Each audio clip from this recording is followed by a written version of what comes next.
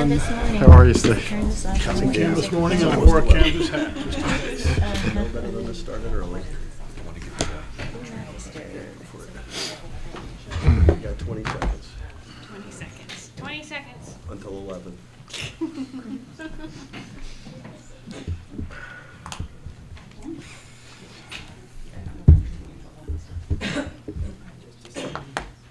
Oh, okay.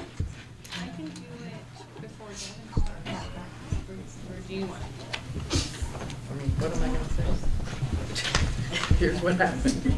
Okay, maybe I should do it. And on that hilarious note, calling to order the meeting of the Buncombe County Board of Elections, Friday, November 18th, 2022, 11 a.m. It must be canvas time. Finally.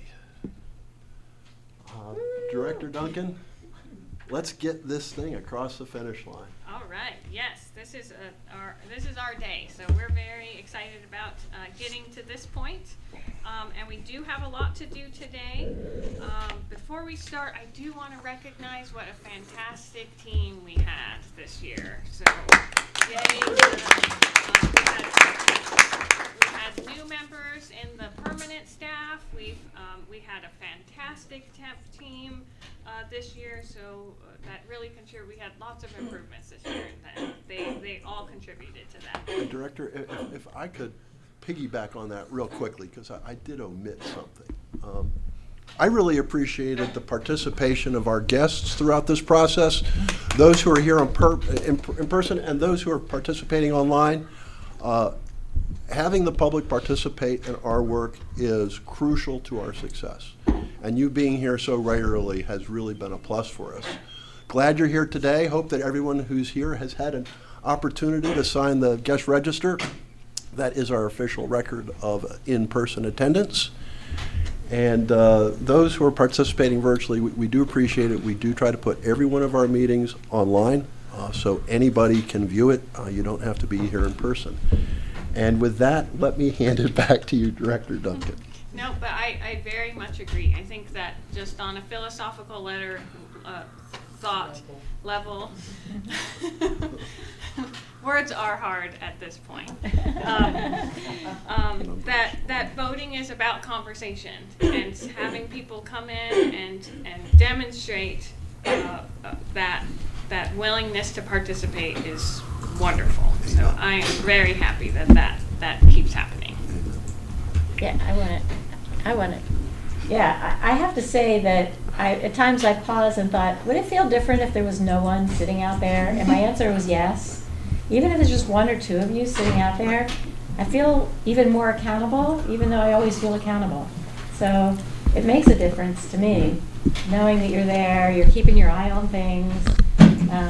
I appreciate it when the questions come about process and just other sets of eyes, making sure it goes well. So, and I can't believe you stay as many hours as you do. I am amazed. And that's one of the reasons that I remind everyone that we do put our meetings online.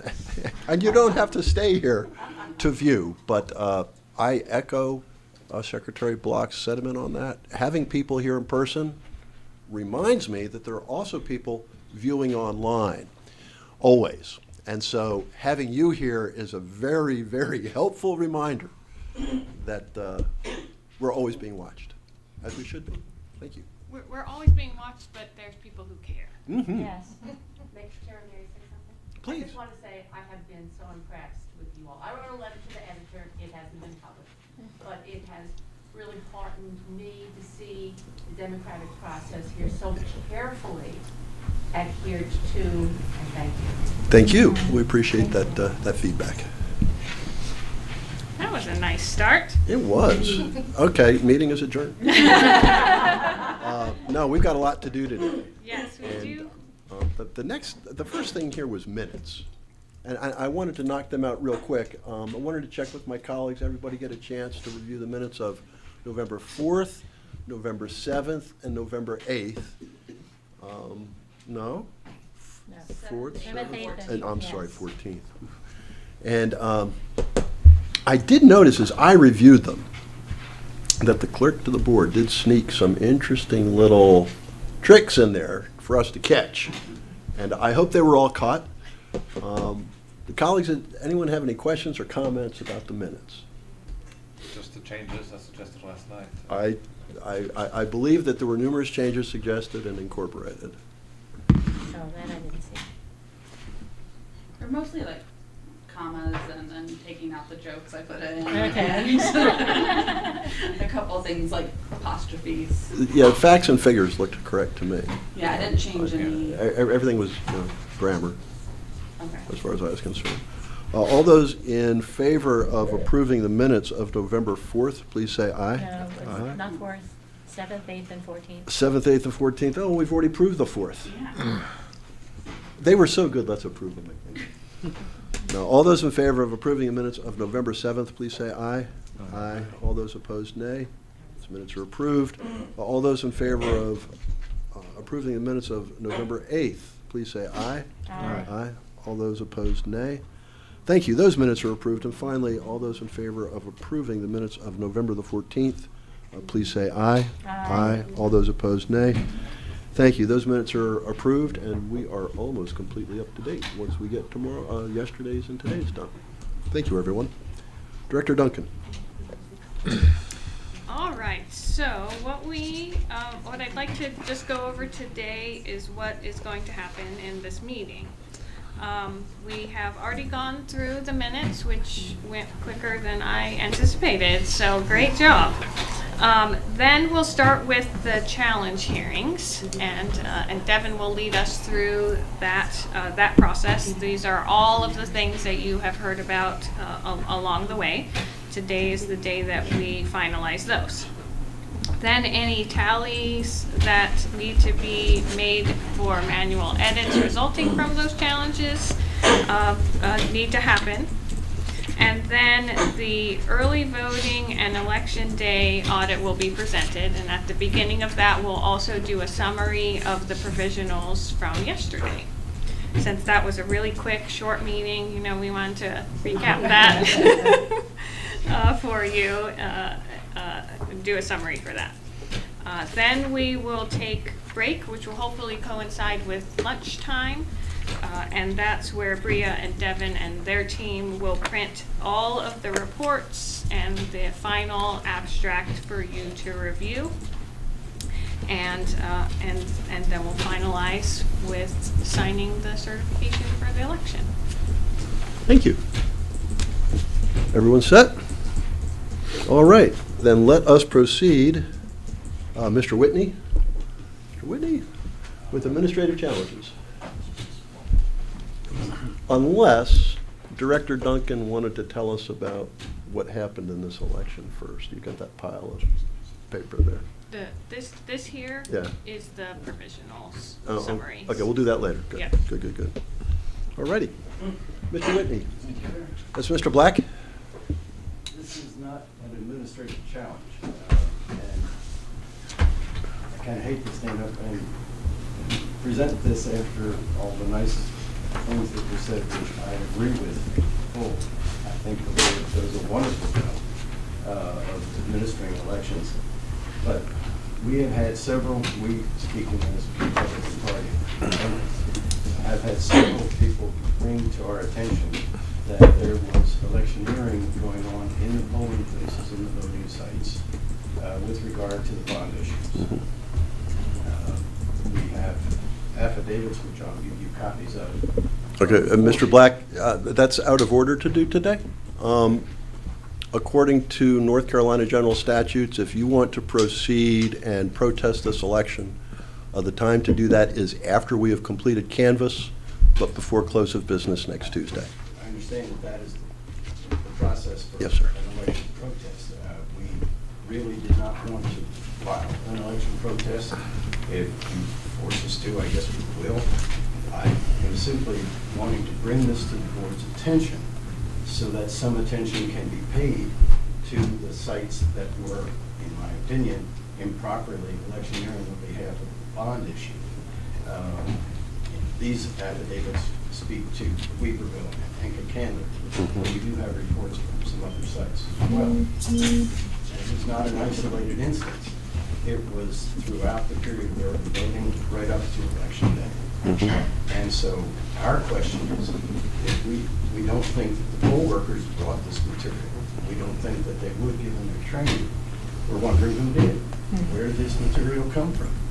Why was it at the polling site? Why were the county's documents in favor of the bond issues being posted, handed out, and voters encouraged to vote in favor of the bond?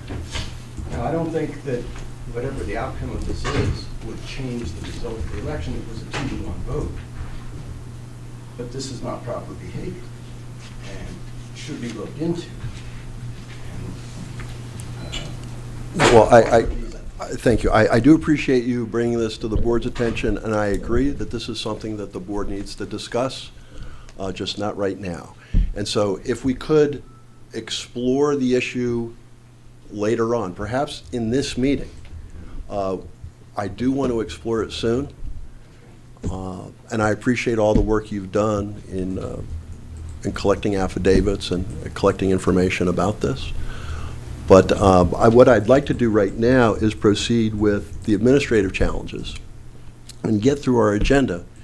And at some point, we are going to have, you will have an opportunity to more fully explain the issue to the board, and then the board will discuss it. That is what we see. Great. Thank you, sir. Mr. Chair, if I could. This is Mr. Aceto. If it's in order, may I ask that Mr. Black's matter be placed on the agenda as new business at the close of the after the certification of the election? That is fine. Let's make that change in the agenda. Thank you, Okay, sir. Thank you very much. Thank you.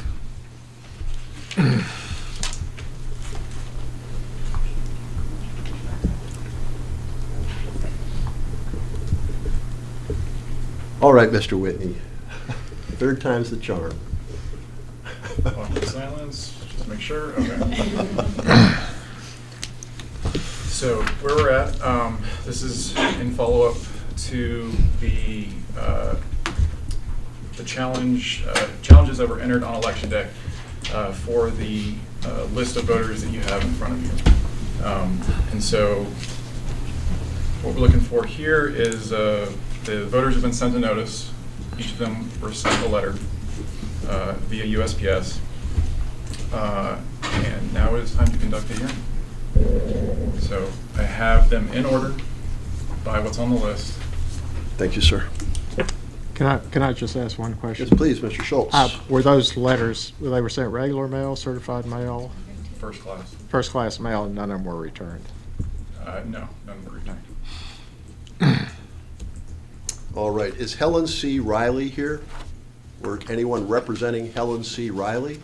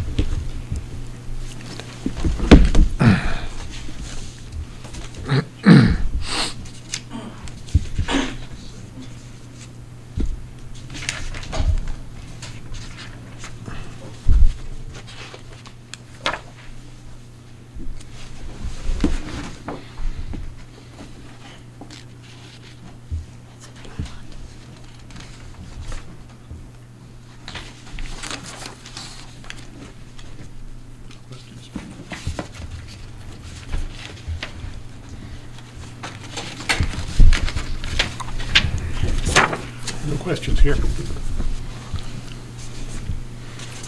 All right, everyone's had an opportunity to review this challenged ballot. Anyone have any questions, issues? I move that the board formally disapprove this ballot because the voter was not a resident of Buncombe County on Election Day, having deceased. All those in favor of the motion, please say aye. Aye. All those opposed, nay. Thank you.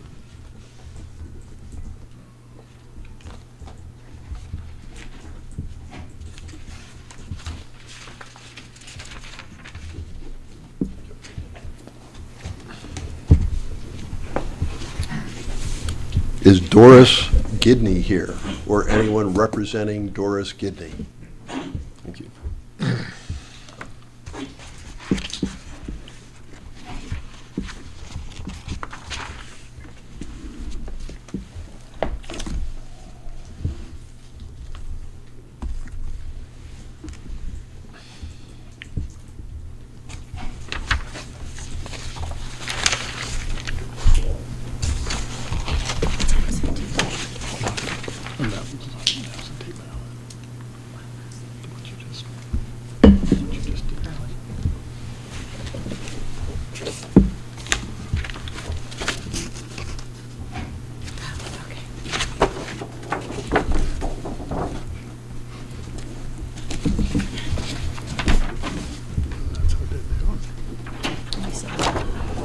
Do you have any questions? All right, thank you. Board, I move that we disapprove the ballot of Doris Gidney because she no longer resided in Buncombe County on Election Day, having deceased. All those in favor of the motion, please say aye. Aye. All those opposed, nay. Thank you.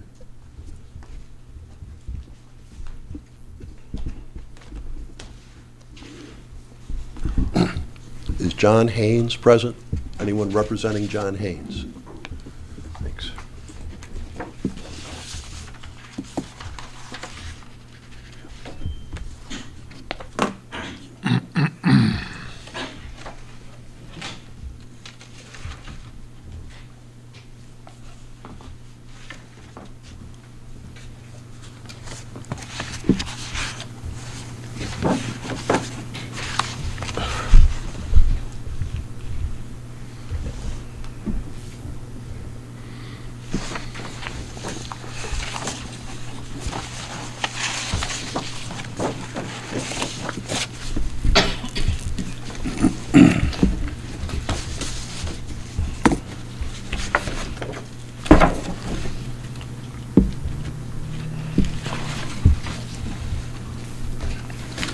Mr. Quinn? Mr. I have Cito? no questions. And if you would, perhaps for the benefit of those present, you could just briefly summarize the basis of these challenges Yeah, that these voters are, that, right, that's, I don't know if that's clear to everybody or not. oh, well, I'm sorry, what did you say?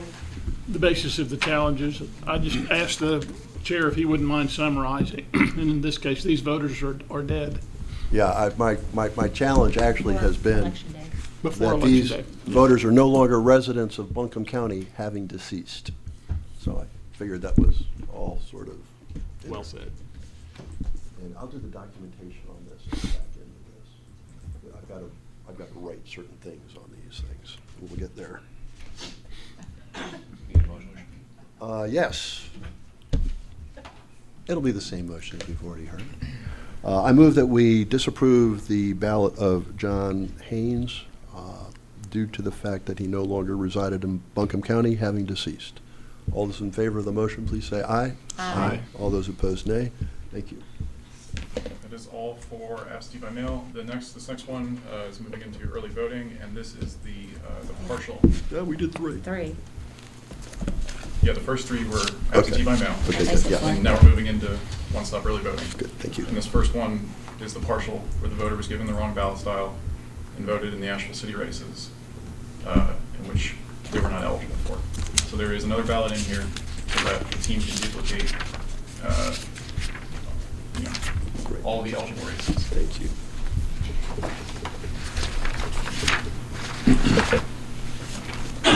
Brenda Guilfoyle here?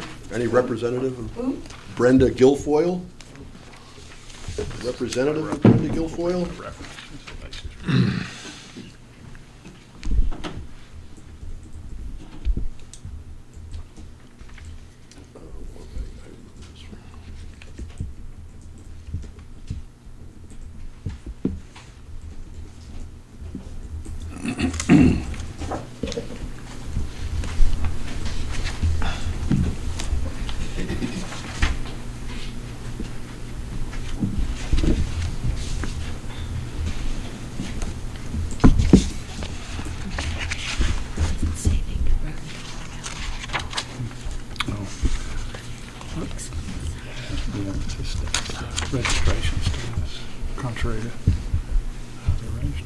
know how they were actually resigned.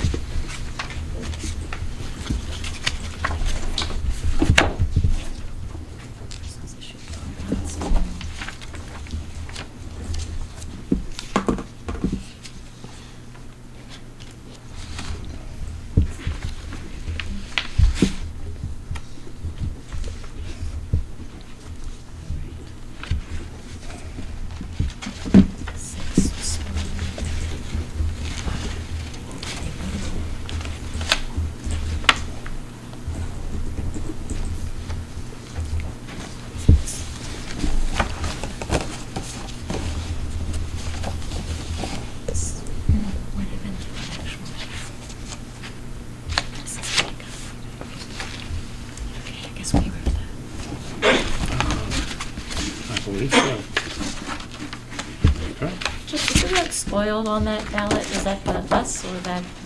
That was at the early voting location. The ballot went through the DS-200, they retrieved it, and then they wrote spoiled on it. Okay, so it was counted and then they wrote spoiled. Mhm. Got it. So we're removing the. The cast inaccurate. vote. Yeah.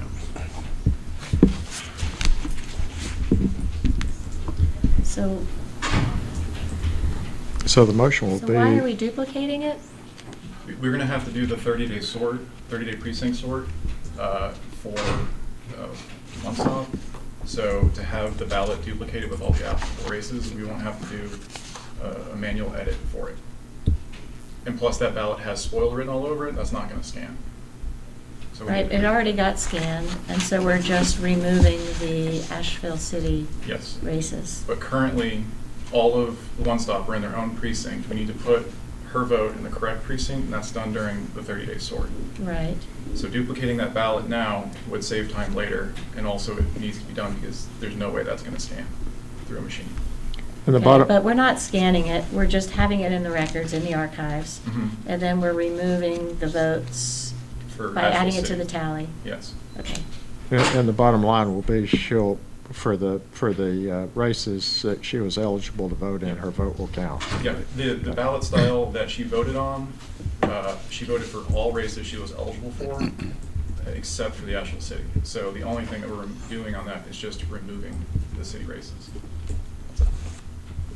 So she voted Asheville City, but not eligible for Asheville She City. does not live in the city of Asheville. Right. Yes.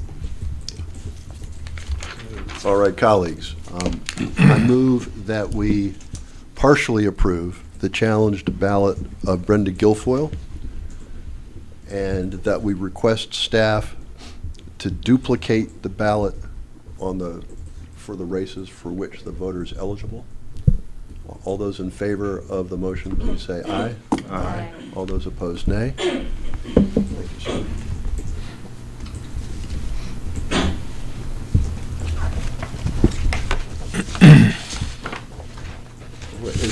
Is Patricia Lynn here, or a representative of Patricia Lynn?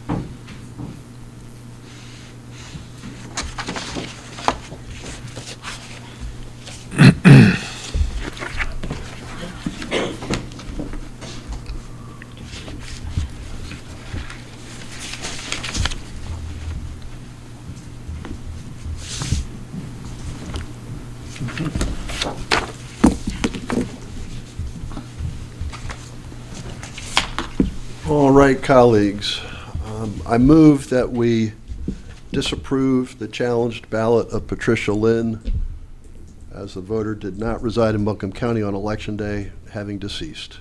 All those in favor of the motion, please say aye. Aye. All those opposed, nay. Thank you.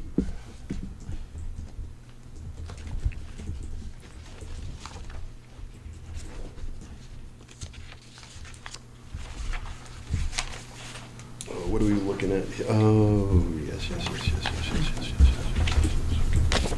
But now I remember.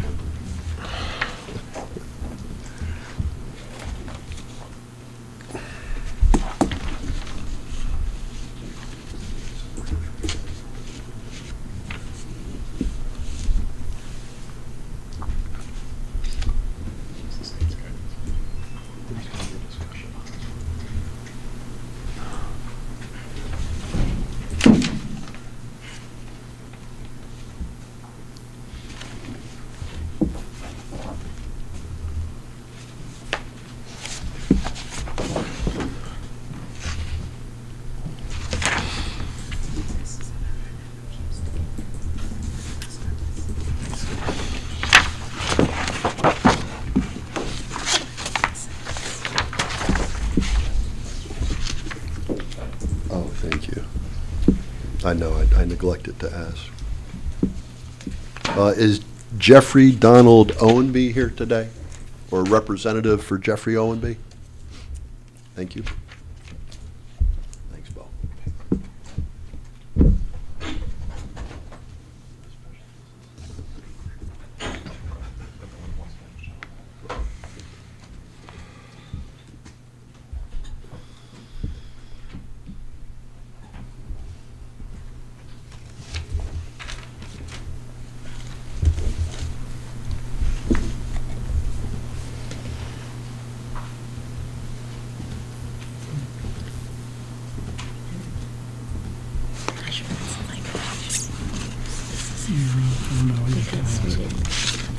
That's true, but not because of that.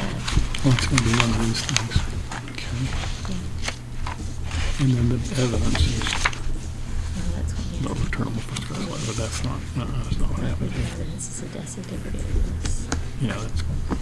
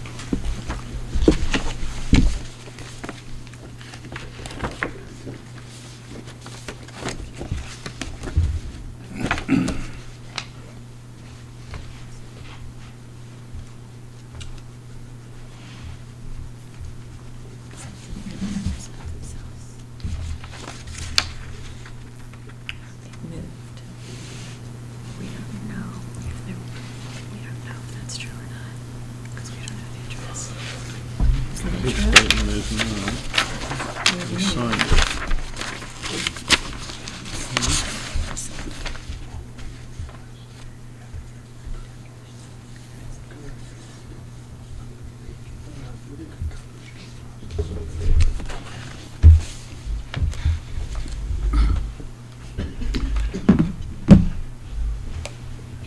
So, Mr. Quinn. Mr. Aceto. To be clear on this one, we're going back to a devotional reading from the book here, a little red book of Chairman Quinn. And, Do I get to revise that little red book? well, It's heavy stuff. So. Extensively. I'm looking at the election laws, and Yeah. just to be clear,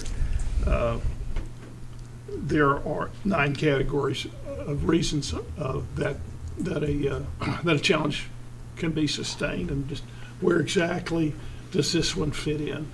Because we have our incident report, and the summary of the matter is that this is a voter who declared that they did not live where they were registered, Right. but they would not give their current registration address. Correct.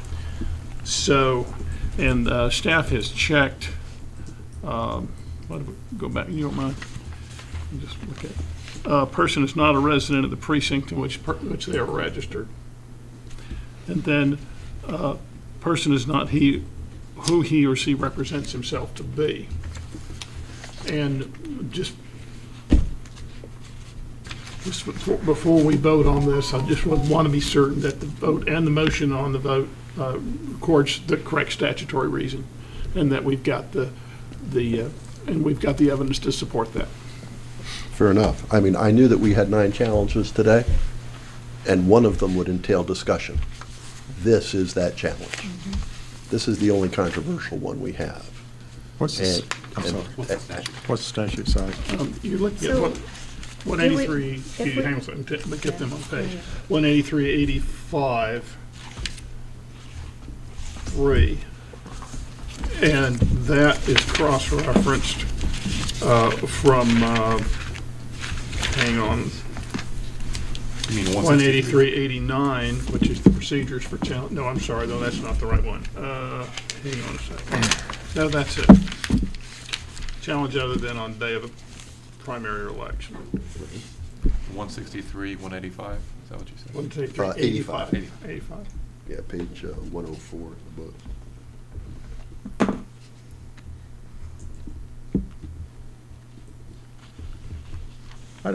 Could I ask Deb a Please, question? Mr. Schultz. I made some notes from the meeting where we passed these on to the challenge hearings. So I don't have the file in front of me, but as I understand it, the voter came in with a companion. He refused to state his residential address or give a birthday. Correct.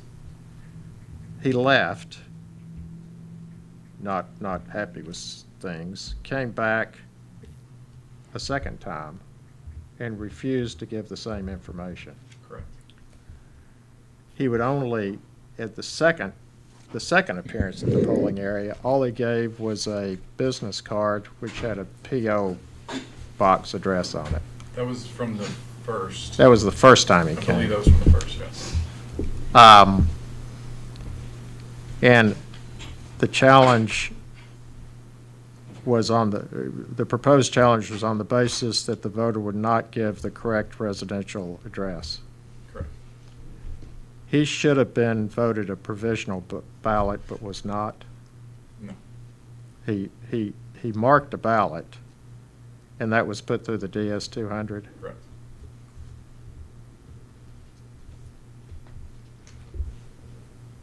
He voted, he came back a second day.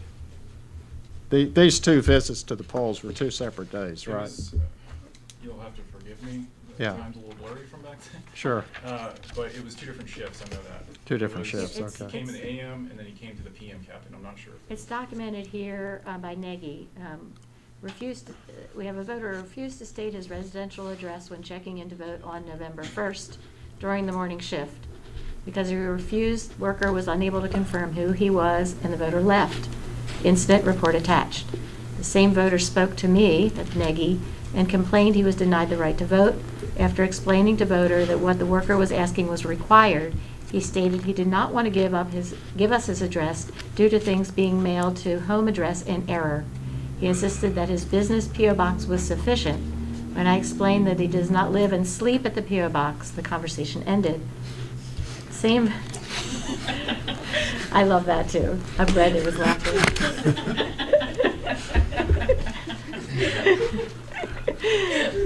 The same voter then returned yesterday And that was the 2nd of November, so the following day, during the evening shift, PM shift, and this time disputed the address we had, gave a different address, but it was not updated by the worker. He did not give a valid address. He, well, He how do would we? only provide like Cane Creek, nothing Okay. else. That was And it. instead, he was voted an address he does not reside. So the ATV that was printed, he wrote, no, have moved. So that address was not correct. And the worker said that he just said his address was Cane Creek. And he didn't say road or lane or anything else. So we don't really know if it was the wrong precinct or the right precinct. We just don't know. So I'm a little worried about saying it was the wrong precinct, but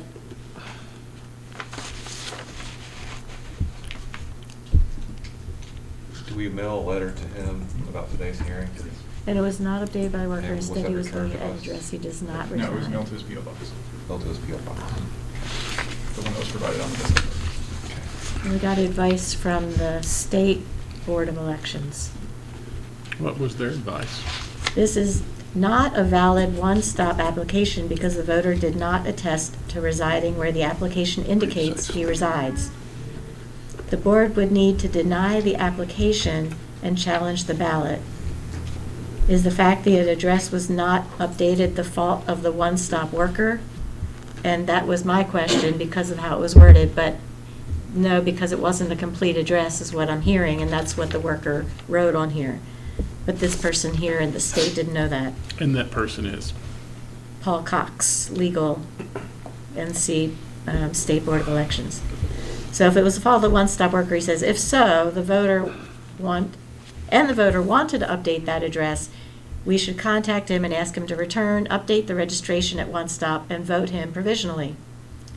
Discount the first ballot and count the provisional. Otherwise, if this was not a worker error, which it seems like it was not because she didn't get, or he didn't get the right address, nothing more to do other than deny the application and challenge the ballot. And that's where we are. But on what grounds? I mean, I would go with the person is not who or she represented himself or herself to be, because that's the closest thing. But we don't really know whether they're not a resident of the precinct in which they were registered. Well, it seems there must be a statute on what constitutes a appropriate one-stop application. I'm sure there is somewhere in here, Steve. I don't have it. Spin around there and see if I can find it. I couldn't find it. It's probably in the administrative regulations. And then it says, this voter disputed address, so we voted at old address because he didn't want to do a provisional. He gave a current address of Cane Creek, but insisted it wasn't road, lane, or anything else. He agreed to vote at old address. Would number 3 be a valid challenge? Yes. That a person is not a resident of the precinct in which the person is registered? That is correct, because the voter insisted that they did not reside at the address where they are currently registered. And when election staff asked the voter to tell them where the voter does reside, the voter would not share that information, providing only a P.O. box. And so we don't know what precinct the voter's in, but the voter insists that the voter does not reside where the voter is currently registered. I don't know how we could accept that ballot. Does that answer Mr. Schultz's question? 163, 166.7A. And I'll concur with what Mr. Quinn said. And also note that we did give him notice of today's hearing to provide us to show to us at what precinct he is registered, and he did not appear today to do that. And Mr. Quinn, to be Mr. clear Cito? on the procedure, we've had our preliminary hearing, and this is the hearing on the challenge itself. That is correct, That sir. was scheduled and noticed. Right, and that's why all 9 of these challenge ballot voters were noticed. We had our preliminary, we found probable cause, and Yes, we now did. we have moved to the hearing, the determination itself. That's correct, sir. Okay, good. And Glenn, what your, I think your question is, the voter shall The person seeking to vote shall enter the voting enclosure through the appropriate entrance. The precinct official assigned the check registration shall at once ask the voter to state current name and residence address. The voter shall answer by stating current name and residence address and presenting photo identification. Didn't say that. That one's gone. But shall time being. state their current name and residence address.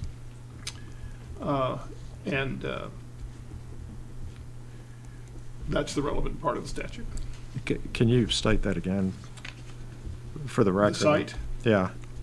The citation is section 163-166.7A, which is titled Checking Registration.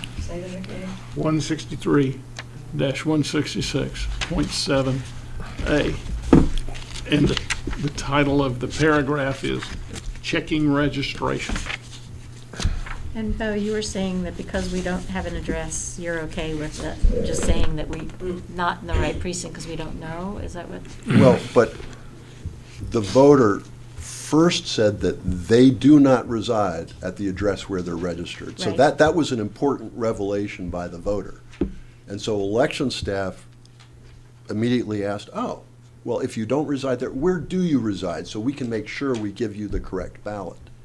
And that's when the voter refused to provide that additional information, leaving the Board of Elections simply not knowing where the voter resided. The statute says, after being queried, the voter shall answer by stating current name and residence address. Right. And the question I get for us is there evidence to the effect that was not done, or is there evidence of having done so? It would appear to me not. It sounds like the voter has some burden to alert the Board of Election staff as to their street address so they can confirm the residency. And if they did not do that, then I think the presumption is that they're not a resident of that precinct. So I would say it falls under number 3, the third grounds for challenging it, as And this Mr. was Quinn posted. said earlier. State your name and residence. Oh, right. Yeah, those are up at all of our voting sites. That sign is up at all of our voting sites. All right. Any more questions, comments? I move that we disapprove the challenged ballot of Jeffrey Donald Owenby due to the fact that the voter is not a resident of the precinct in which the voter is registered. There's also the person is not who or she represents himself or herself to be. Both of those are checked. Is there a definition of what that means? I don't think so. I think that's a harder one for us That to. they shall state their name. That Yeah. was the Yeah, requirement. they got the name, Well, and I they think. got their name. Yeah, we got the name, but we didn't get the address. So And so then number 3, I perhaps- think, is the relevant. So perhaps we uncheck this one. The person is not who or she represents himself to be. I know we were. Oh, I see. You're looking at a check on the form. Yes, on the Understood. form. We challenged it on 2 grounds. Right. But, This motion is only on the one ground, that Okay. it is in paragraph 3 under 163-85C, grounds for challenge, person is not a resident of the precinct in which the person is registered. and we just don't know, so I And- guess I understand. And that's a sufficient basis It to did not disapprove state. the ballot. And they All have- those in favor of the motion, please say aye. Aye. All those opposed, nay. Thank you, that challenge ballot is disapproved. And so can I ask that we edit this paper to have just that one? Or are we challenging it on both of these grounds? I don't think we need to go to the second grounds because we just had that. The vote. minutes of this meeting will document the grounds on which we disapproved the challenge ballot. And I'm uncomfortable with writing anything on election materials that staff's already processed. This is a paper you signed and you checked. That I did? Okay, I'm sorry, I just can't see it from Okay. here. All right, there's 2 boxes checked, so if this is the grounds, then Okay. we should only have 1 box checked. But I would concur that you should not change it. Yeah, just shoot it back my way. I don't even know what The y'all are motion looking is at. sufficient.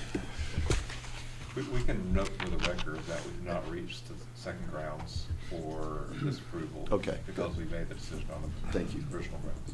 Mr. Carpenter, thank you for that, that detail. That's, We always The record shall so reflect. We appreciate attention to detail, and we're grateful for those who bring it. amen. Grateful that You taught me to do attention to detail. You set the example. Thank you very much.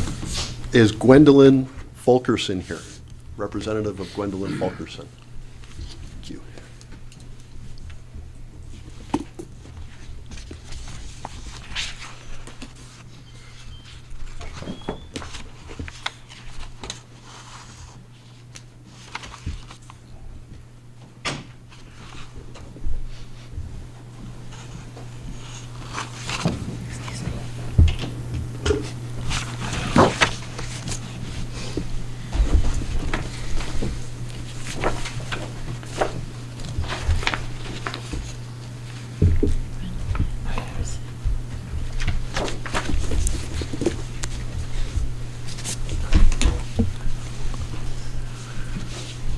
All right, colleagues, I move that we disapprove the challenged ballot of Gwendolyn Ferguson as she no longer resided in Buncombe County, having deceased. All those in favor of the motion, please say aye. Aye. Aye. All those opposed, nay. Thank you. And is Aaron Harrison present? Any representative of Aaron Harrison? Thanks.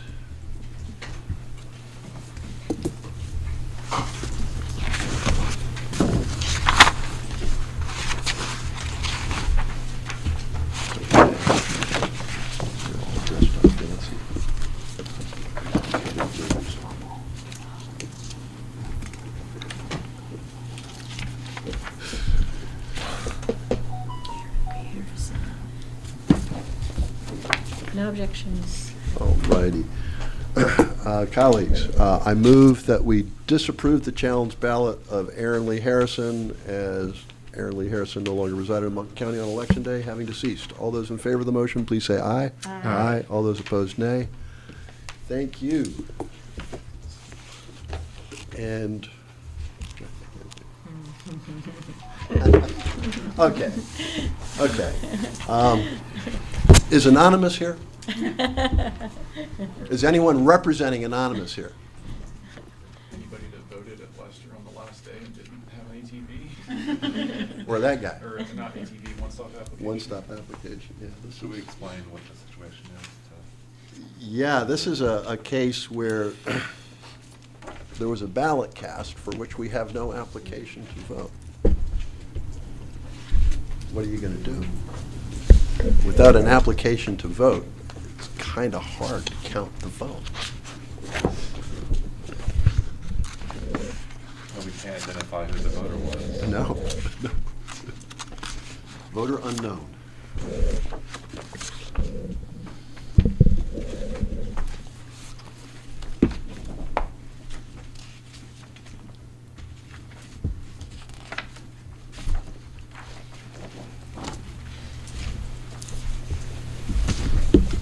All righty. Colleagues, I move that we disapproved the challenged ballot of this unknown voter, as there is no application to vote for this ballot. All those in favor of the motion, please say aye. Aye. All those opposed, nay. Thank you. Let the record show that all 5 of these votes by the board were 5-0 votes. Thank you. So the next step for this is the tally fees, which is something that the numbered memo states that the boards should do. That is also something that can be delegated, if you all see it fit, to the duplicating team that is sitting over there. I move that we delegate to the duplicating team sitting over there. And I am confident that the clerk to the board will express that far more eloquently in the minutes. Maybe. The south side of the room? Yes. All those in favor of the motion to delegate to staff, please say aye. Aye. All those opposed, nay. Thank you. The motion carries 5-0. Mr. Whitney, thank you so much. The challenges are tough by definition, but it shows we're really near the end. So that's a good part. Thanks so much, sir. Thank you. Moving right along on today's agenda, we have presentation of audit. Director Duncan and staff. Okay, so the audit is one of my favorite parts because it's really a big summary of the election. And so there's 4 different voting types: absentee by mail, early voting, election day, and provisionals. So we'll talk about all of those, and there's different ways that each of those are reconciled.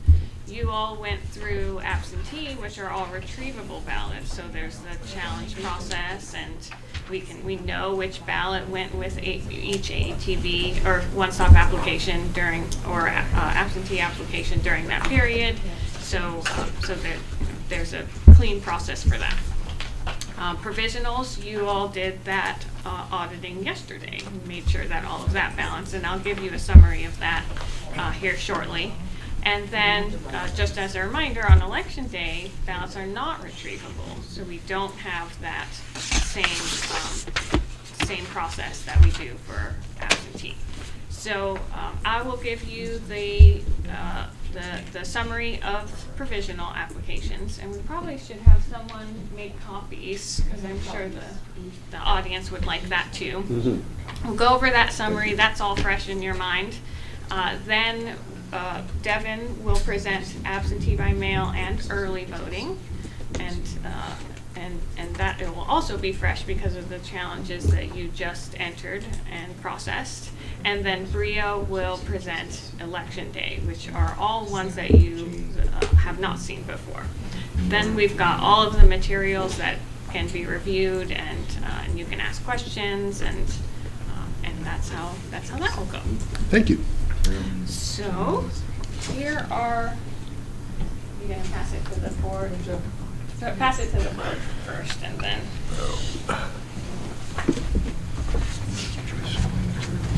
Sorry. Don't really let me move that. It's too much.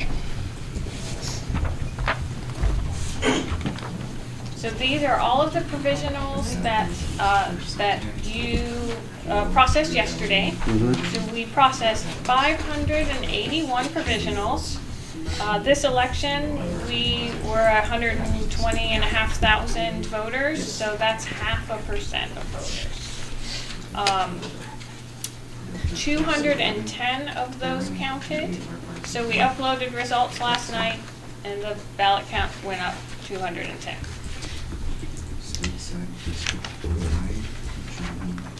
You see the pie charts on the next few pages, and it kind of gives you an idea of what categories within the categories voters were. So on the partially approved, vast majority is incorrect precinct. So these are voters that showed up to a precinct that they weren't assigned to, and that precinct did not have the ballot style that was related to them. Same with unrecognized address. That's the same concept. They went to the address wasn't recognized. They were given the ballot style that was closest, but it was not the correct ballot style, so it also had to be partial. For the approves, we have more of a balance between incorrect precinct and unrecognized address. The unrecognized address is partially a result of Buncombe County growing so quickly. So when a new address, house is built, or a new apartment complex is built, it takes some time to get that in our system.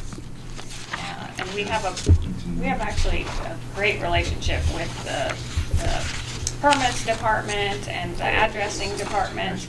So we're actually pretty quick at getting addresses in our system, but still with growing, it's difficult to keep up. Those systems are different, so there's some inherent lag in them. Then we also had incorrect precincts, so more people were going to the incorrect precinct, but they happened to go to one that had the ballot style that was appropriate for them, and so it fully counted. Then the other categories are much smaller. Previously removed would be those voters who were taken out of the system for not voting in 2 federal elections. That's an automatic removal. If there was no evidence that they actually moved, then they were reinstated and approved. Not previously registered, the poll worker was unable to find them, but when it was brought to our office, we were able to find it. That's the same concept as election official is. Yeah. And then ID not provided are the same day registrations for people who didn't have ID when they went to the polling locations, but they came and they brought it to us, so those counted. Oh, so we did get some people that came and confirmed. 1, 2, 3. Well, word to the wise, these reports are, they're perfect. Yeah. But these are public records, people will be perusing them who may not have the whole context. It might be a good idea whenever we state that ID not provided, that we put that extra little qualifier that it was a same-day registration. That's a very good. Just so that we don't hear about, Right. from people who we don't have to explain ourselves in venues where we may not have a chance to explain ourselves. Yes, I thank wrote you. that on my, Yeah. I was thinking that also for where it says not previously registered, they would, I would look at that and say, well, why were they approved? Because they can't register. So just, again, maybe putting that in Because we the, found a timely attempt for them to register in our system or through the DMV. Yeah, I think that's what we should say. I think Linda's pointing out semantics, so we should say timely attempt instead of not. it does down here in the explanation, But you'd like it on the pie chart where everyone's looking. timely Is that attempt, correct? missing data, missing data. Yeah, I actually, don't know, if the you, wording, if I were looking at this, I wouldn't get that, what you mean. if you put the 2 captions together, then you've got the full explanation. But I understand what you're saying. If you just look at them individually, it's not nearly as clear. Like, the idea is that we didn't think they were registered, but we checked and they were registered, Right. so Yes. Yeah, making that clear. Back when I used to do this sort of thing for a living, I told my clients never put anything in writing that you don't want read aloud to the jury when you're not around to explain it. So this would fall in that category. Thank you. We can definitely, you know, we're, at the end, we'll talk about when our next meeting should be, and I'm really hoping that we do a after action, and that this is exactly the kind of stuff we want to hear. Not approved, vast majority are not registered. This was also our biggest category, so we had 371 not approved. If I may, I just want to clarify one thing. It says not registered. It's not registered in Buncombe County. I'd like that too. I Because can't many tell of you them are how many of registered. these folks were registered in other Other North counties, Carolina yeah. counties, but Yes. that don't count. Yes, I agree. And on those registration drives, what does the back of the clipboard say? Are you registered at your current address? I'm telling you, folks. Let's get folks registered at their current addresses. Help votes count. Sorry. Oh, that's okay. That is the summary of the provisionals. And I just want to mention, it says 14 voters already voted, and that you yesterday mentioned that those names would be submitted to the state for investigation. Yes. Yes, and that's whether, you know, you saw some of those earlier where an absentee voter, well, you will see when Bria presents, you'll hear about those, but. It happens every election. Yes, it's not malicious intent. Yeah, I don't see anything sinister. I see folks about my age, you know, voting the first or second day of early voting, and then, I'm not sure I did. I've got to go vote again. And you probably saw some when you were processing the provisionals where there was a person who voted and then they said, oh, wait, I wanted to do something different. Right. And so then they voted provisionally. Well, they Yes. already voted. Right. So there's, you know, that the already voted is a category that's not necessarily Malicious. Yes. Okay. Mr. Rose, did you have a question? Yeah. Are any of these abnormal percentages from what you've seen in previous elections? Like, is there a category that's much higher this election, much lower this election? I did not look back, on the initial inspection, nothing surprised me.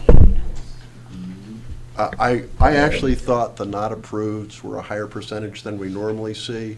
In my experience, it's usually half of them are not approved, half of them are fully approved, a quarter of them fully approved, a quarter of them partially approved. But this went very heavily on not approved, and, you know, overwhelmingly, folks not registered in Buncombe County. And especially waiting until election day to come vote. Yeah. If they had gone 3 days earlier, Right. we Yep. could have registered them. Yep. Yeah. Yep. Oh, well. We do have a very high percentage of registered voters in Buncombe County. So there's kind of all kinds of qualifiers when you think about, it's hard to make broad statements about things. Yeah, fair enough. All right, colleagues, any questions, comments? All right, let's move right along. Back to Devon.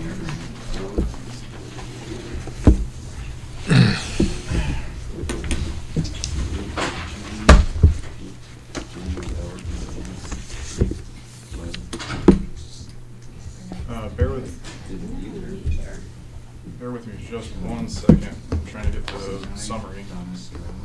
Audit summary sheet. I'll bring it up.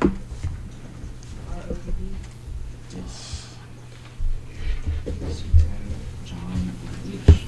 M. Tyson. He said with an M, above an S. John. C11, Darren Jackson.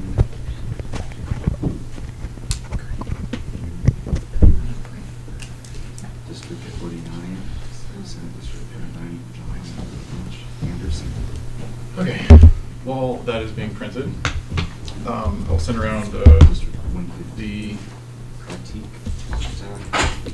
one-stop summary, reconciliation summary, for you all to see by day. One-stop balances, there's 5 there. If you want to take one.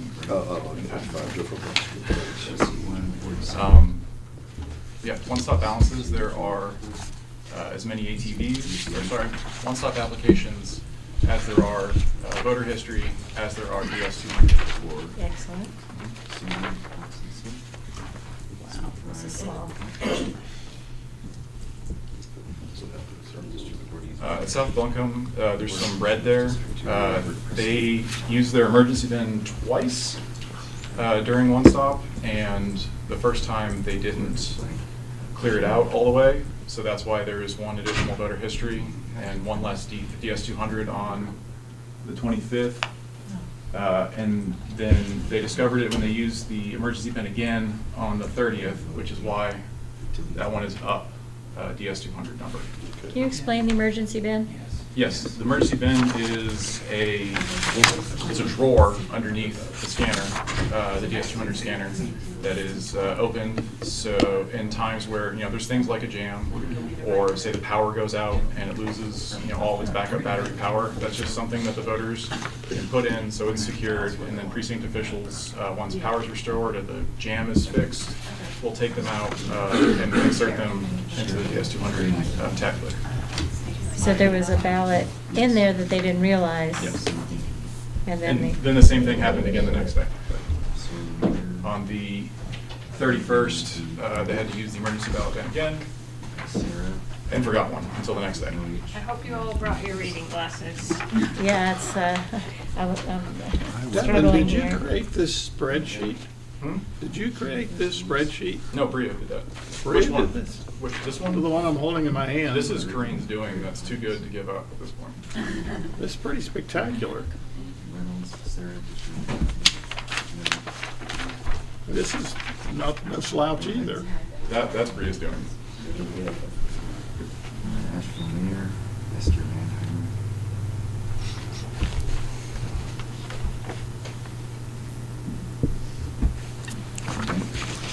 So you do the reconciliation at the end of the day, so you saw that there was a minus, you know, that they didn't match, but the workers don't reconcile. That's the staff's job, right? They wouldn't have known that they were one-off. No, they knew they were one off. Oh, they did? Yeah, because they count the number of ballots that they have. Oh, at the end okay. of the night, Okay. before they put them in the bag and send them back to the warehouse. So they just didn't realize why. Yeah, it was, I mean, I think Civil was, yeah. Civil was the busiest site too.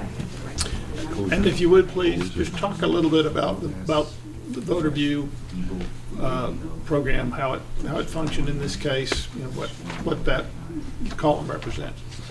What the voter view column represents, that is, so when the one-stop early voting laptops at the site, the e-poll books, whenever somebody hits vote, that is sent back to a central server, and then it's reported back to this program called Voter View, which is a state program, which is our kind of mostly common used one for voter registration stuff, but it also includes absentee by mail and one-stop functions in there. So you can see, you know, almost in real time during early voting how many people are going through based on the voter history. And that server lives in Raleigh, right? No, that server That's is... our server. No, it's not our server. It's up to the cloud. It's a cloudy server. Mhm. But we are reconciling to the piece of paper. To reconcile, yes, yeah. Paper in the box. The column SDR from voter scan, that's Yeah. same day registration number from the voter scan system. Yes, and I will say that this is an internal spreadsheet that we use during, so that same day registration number will fill up depending on how many registrations there are during the day. We check the day after for the total number in voter view, and then that will, you can't, the same days don't register in voter view until they're processed as a registration. So in that line, Mhm.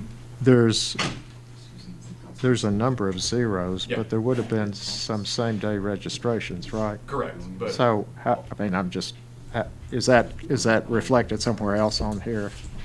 No, I don't have a total number of same-day registrations that there were. Okay. I just know that when you account for what was reported in voter view, based on the voter history of registered voters that voted, and then you added the same-day registration to that number, that's how you can get it to compare to balance the DS200 number. So once you add those two together, the numbers jive with Yeah. the And I correct cumulative in votes. understanding that voter scan is the, that's where the authorization vote comes from, and the application Yes. for the one-stop. Yeah, voter scan is a program that we use to process documents, pretty much. And we have to scan, you know, the same day registration forms at the end of each night and process them, so we use voter scan for that.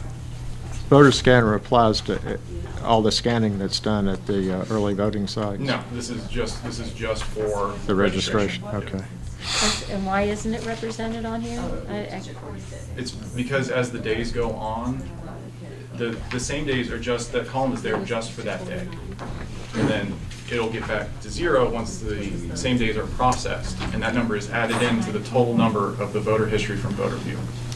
So that, This is an audit form, not a report form. Yeah, this is an internal thing that we use to track data.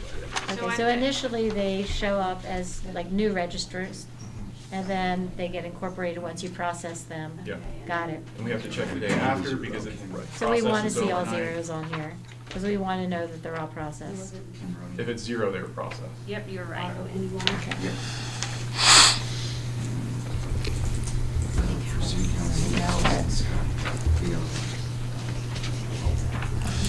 This is for Bria. So we're just looking at this one right now. Where's Bria presenting this?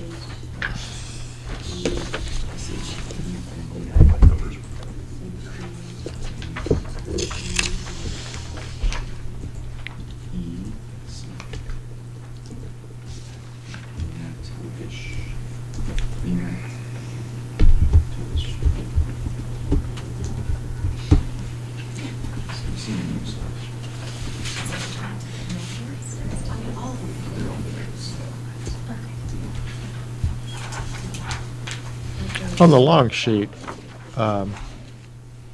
I guess is this something Devin did or on the long sheet? This one? Yeah. This one's Bria. Oh, hey, what is the rest, where it says explanation, rest scan, see summary? Bria's gonna cover everything. Oh, on I'm sorry, election day. okay, okay. And do y'all have any questions about the one-stop early voting numbers or the absentee by mail numbers? I do not. All right. Okay. Great. So we've done provisionals, absentee by mail, early voting. Now election day. Wait, where's the absentee by mail? District 11, Where's the absentee by mail? I think this is one stop, so you're gonna get. These are one stops. Where's the absentee by mail? Like a chart of them. Yeah. That is going to be shown in this sheet. So Okay. you've been At the bottom. reconciling, yeah, Here. each meeting. All right.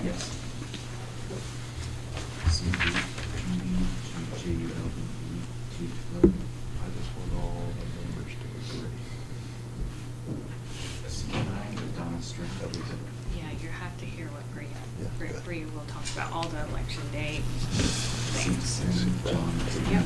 It makes a lot more sense after Jay checking out apparently. Yeah. See where this, I understand this. No, but there's nothing like digging through individual. Well, where would that challenge come off here? That's how you get it. So there was one additional application, like Really? that one we did. Yeah. Where would that get reflected? That's a good question.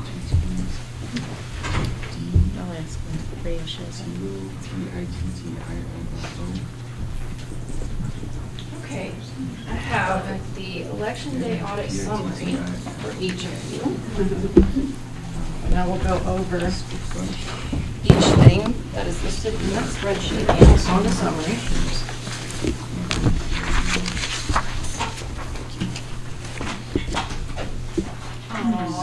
I'm doing so bad. Sure.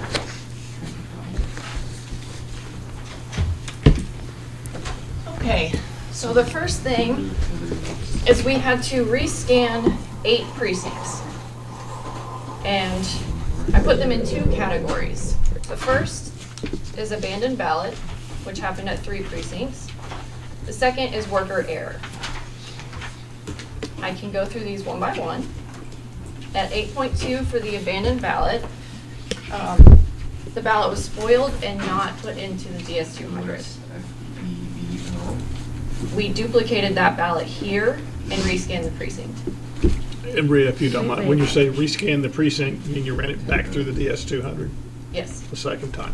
not a second time. Or a, Well, go the ahead. abandoned ballot one time, but we rescanned the entire precinct. Scanned once, scanned again. Mhm. So this was a situation where at the precinct it was spoiled and it was not put through the DS200. And then, I guess there's an incident report here I should be looking at, I'm sorry. Please take calls outside of this room. I'm sorry, continue. Well, I should read the incident report before I ask the question, Okay, sorry. hold on. Is there an incident report related? And if there was an incident report, I have made copies for each of you. Some of these situations did not have an incident report.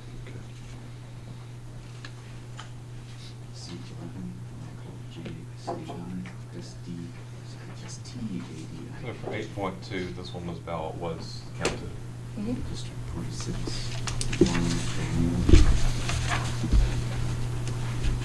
And I should note that for the rescan precincts, all of them balanced except for 49.1. After we rescanned the precinct. 49.1. Yes.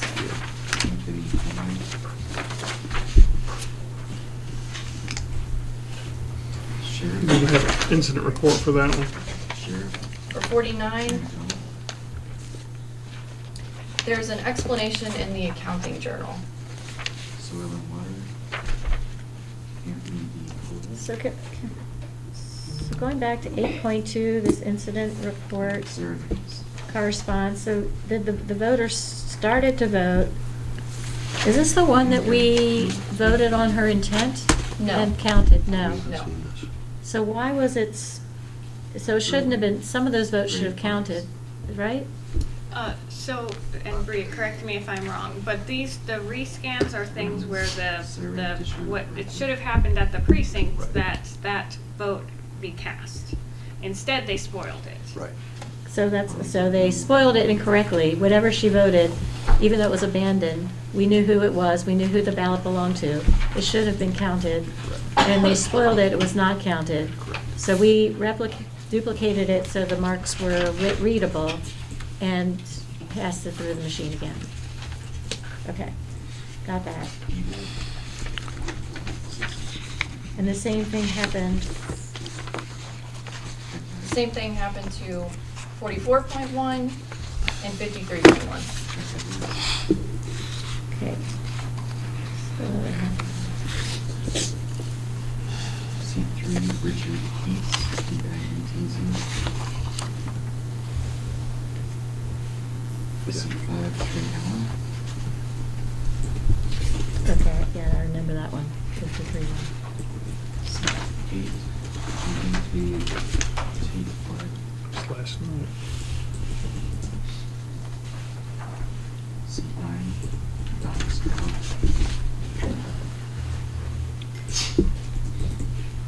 So are you For gonna- all three of these precincts that had an abandoned ballot, that ballot should have been duplicated by the judges at the precinct and put through the machine. Oh, really? Yes, but that did not happen, so it had to happen here when we Oh. got everything back. Okay, that's helpful. Warren Daniel. Can we move on to worker error? Are we still reviewing? District 114. Okay. Okay, so the first precinct is 22.2. 2 ballots were sealed into a provisional envelope and not counted by DS200. There is an explanation in the accounting journal. And the accounting journals for every precinct, they are in the blue binders. Okay, so in this case, the ballots were put into provisional envelopes instead of just being put into the drawer, or whatever we call that thing. The emergency The bin. emergency bin, yeah. And how did we find those? They were sealed in provisional envelopes and came back in their ballot bag. With the explanation on With the- an explanation on it. Okay. Which is nice, we can fix it, but Yes. it wasn't the proper procedure. Right. 38.3, a provisional went through the DS200 at the precinct. Ballot was retrieved from the ballot box and sealed into provisional envelope and given to the provisional team. So those results had to be removed. We rescan the precinct so we don't have to do a manual edit Oh. for that ballot. 53.1. So a worker saw that ballot go in and knew that it was on top and was able to retrieve. It was marked with a P. Oh, because it was supposed to be provisional, yep.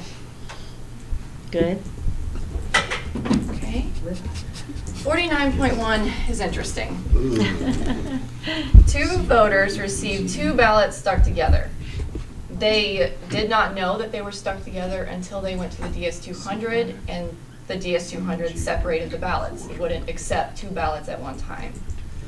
The voters marked the front side of the first ballot and the back side of the other ballot. So I was able to find the 4 affected ballots. We duplicated the 4 onto 2 ballots.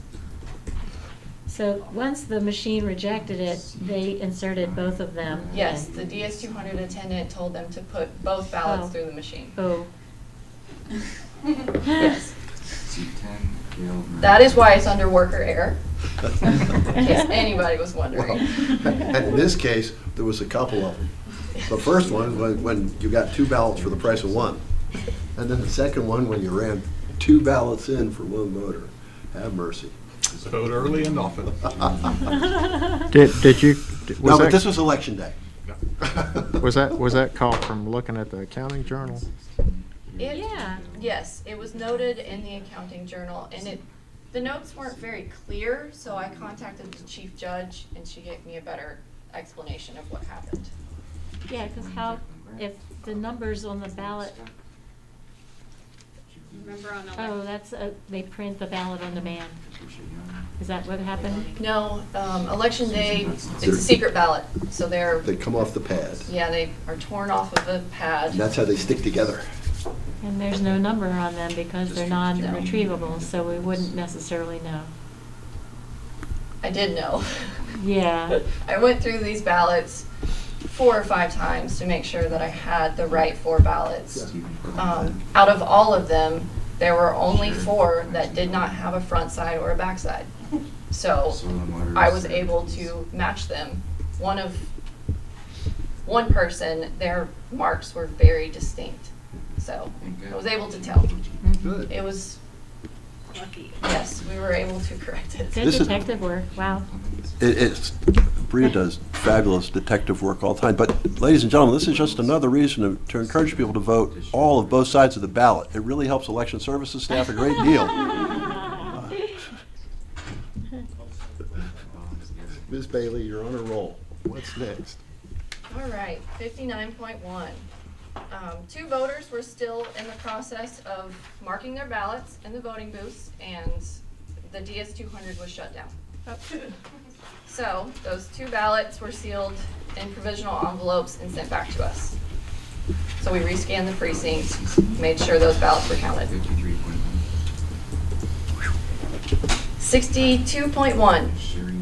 3 ballots were put through the DS200 twice. There is an incident report for this one.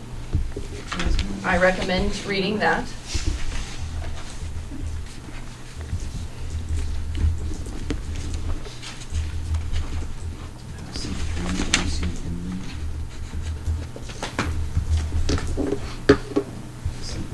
Sam J.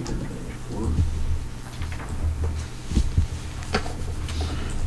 Seat 8, Carolyn Jen Thompson. Bless you. Who is this person mentioned in here? William Greiner? Seat 10. William Greiner is Oh, is that the chief judge? an election official. I believe Mr. Kilroy was the chief judge. I'm not, maybe I'm not getting this, but I'm just reading the incident report. I'm not, Yeah. they, Yeah, I don't get it either. I don't understand what happened. Well, I will explain. Okay, please. Whoever the DS200 attendant was expecting to see some screen when the ballot was cast. He didn't realize it was just thank you for voting. So he thought that the machine didn't count 3 ballots. Told the chief judge, so the chief judge pulled those 3 ballots out and put them back through the machine. So they were counted twice. Like at the beginning of the day, kind of thing? I don't know. Says 9 9 a.m. It says 9 9 a.m. Yeah, okay. That, But that's not the that's beginning of still, the day. I don't know how we would figure out what 3 ballots those were, but that's besides the point. They were counted twice. The machine, but it says they got a new machine. The machine was replaced and reconciled 8 TV and DS200 count. DS200 was 3 over. They did not need a new machine. Right. They were just misreading the machine. But the machine was replaced. They were 3 ballots over because they scanned 3 ballots twice. Okay. So you just redid it. We rescanned the precinct and we have the correct number that we should have. We Great. don't have those 3 extra ballots because they don't exist. Did somebody apologize to the machine? They should have. So you figured this out by comparing the number of votes on the machine against the ATVs in the Yes. incident report. Yes.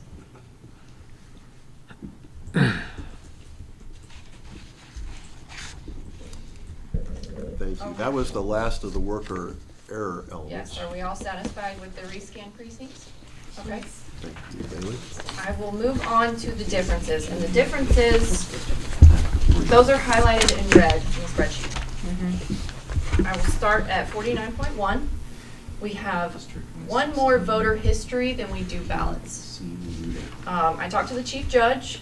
One voter left the precinct with a ballot and did not return. We do not know who that voter is, so we cannot cancel their vote, their voter history. So the voter history will remain. We're just one higher. So it'll show that they voted when it did not in fact Yes. vote. Attorney. We don't know who that is. 54.2. As you can see, I don't have an explanation. I have no idea what happened. We spent 3 days trying to figure it out, but they have 755 ballots on the DS200, 752 physical ATVs, and 753 voter history. None of those numbers match. And I don't know why.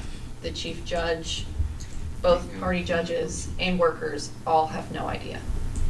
So I did try. So does That's- this mean 2 extra ballots? But I don't know who they belong to. Don't know who they belong to or why it happened or. Why it happened, or there was nothing to go on.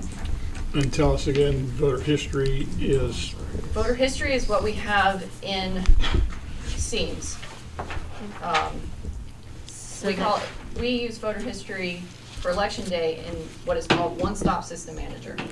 Doesn't make sense because one stop is early voting, but that's where all of election day voter history is stored. Another way to think of it is who checked in. Yeah, so the computer says 753 checked in, but we only have 752 pieces of paper for those 753 people, and then we ended up with 2 more ballots beyond that. We also have, I say 752 ATVs, but there are 4 extra ATVs without a signature. Some of them have a number, and some don't. Some of them are duplicates. There's no way to figure out what happened. We just have extra forms. how does the that check-in count compare to the ATV? And that's the voter history count compared to the ATV. Is that 2 different Yes. databases, 2 different entries? The ATVs, that's physical forms, and we have number stickers that are placed on every one throughout the day. We compare the last sticker number to voter history in our system, and those 2 numbers should match. I don't know if that's what you were asking. It is. Okay. Okay, but the voter history is a separate record that is kept in the laptop that's there at the desk. Yes. This comes from precinct 54.2, which is Lutheran Church of the Nativity in Arden. That's not, there was a close council race out in Black Mountain, but that's obviously not a Black Mountain precinct. Is what likely happened is that we had a couple voters who just skipped the check-in and somehow got a ballot for the final station. Or, yes. That's Or maybe one there way was you can stuck, speculate. maybe there was ballots stuck together. Yes, or a form disappeared, and we just don't have, they could have handwritten forms. Occasionally that happens because a printer won't work. So we could go on and on with what we think could have Might have happened, but there's still just no solid explanation. And by the way, you've been attributed, you were accused of preparing this spreadsheet, and it is really spectacular. Thank you. Congratulations. So what is the implication for this, for our certification process as board members? I'll get to that. Okay. I want to move on to the next precinct. In 71.1, we have 1 more voter history than ballots. I was unable to determine what happened. I talked to the chief judge. She or he, I can't remember, talked to several. They do not know what happened. How about There. ATVs? Yeah, that 664 versus I'm gonna look in my book. 663. Looks like we do have it. 664, ATVs 663, Right, ATVs 664. yeah. and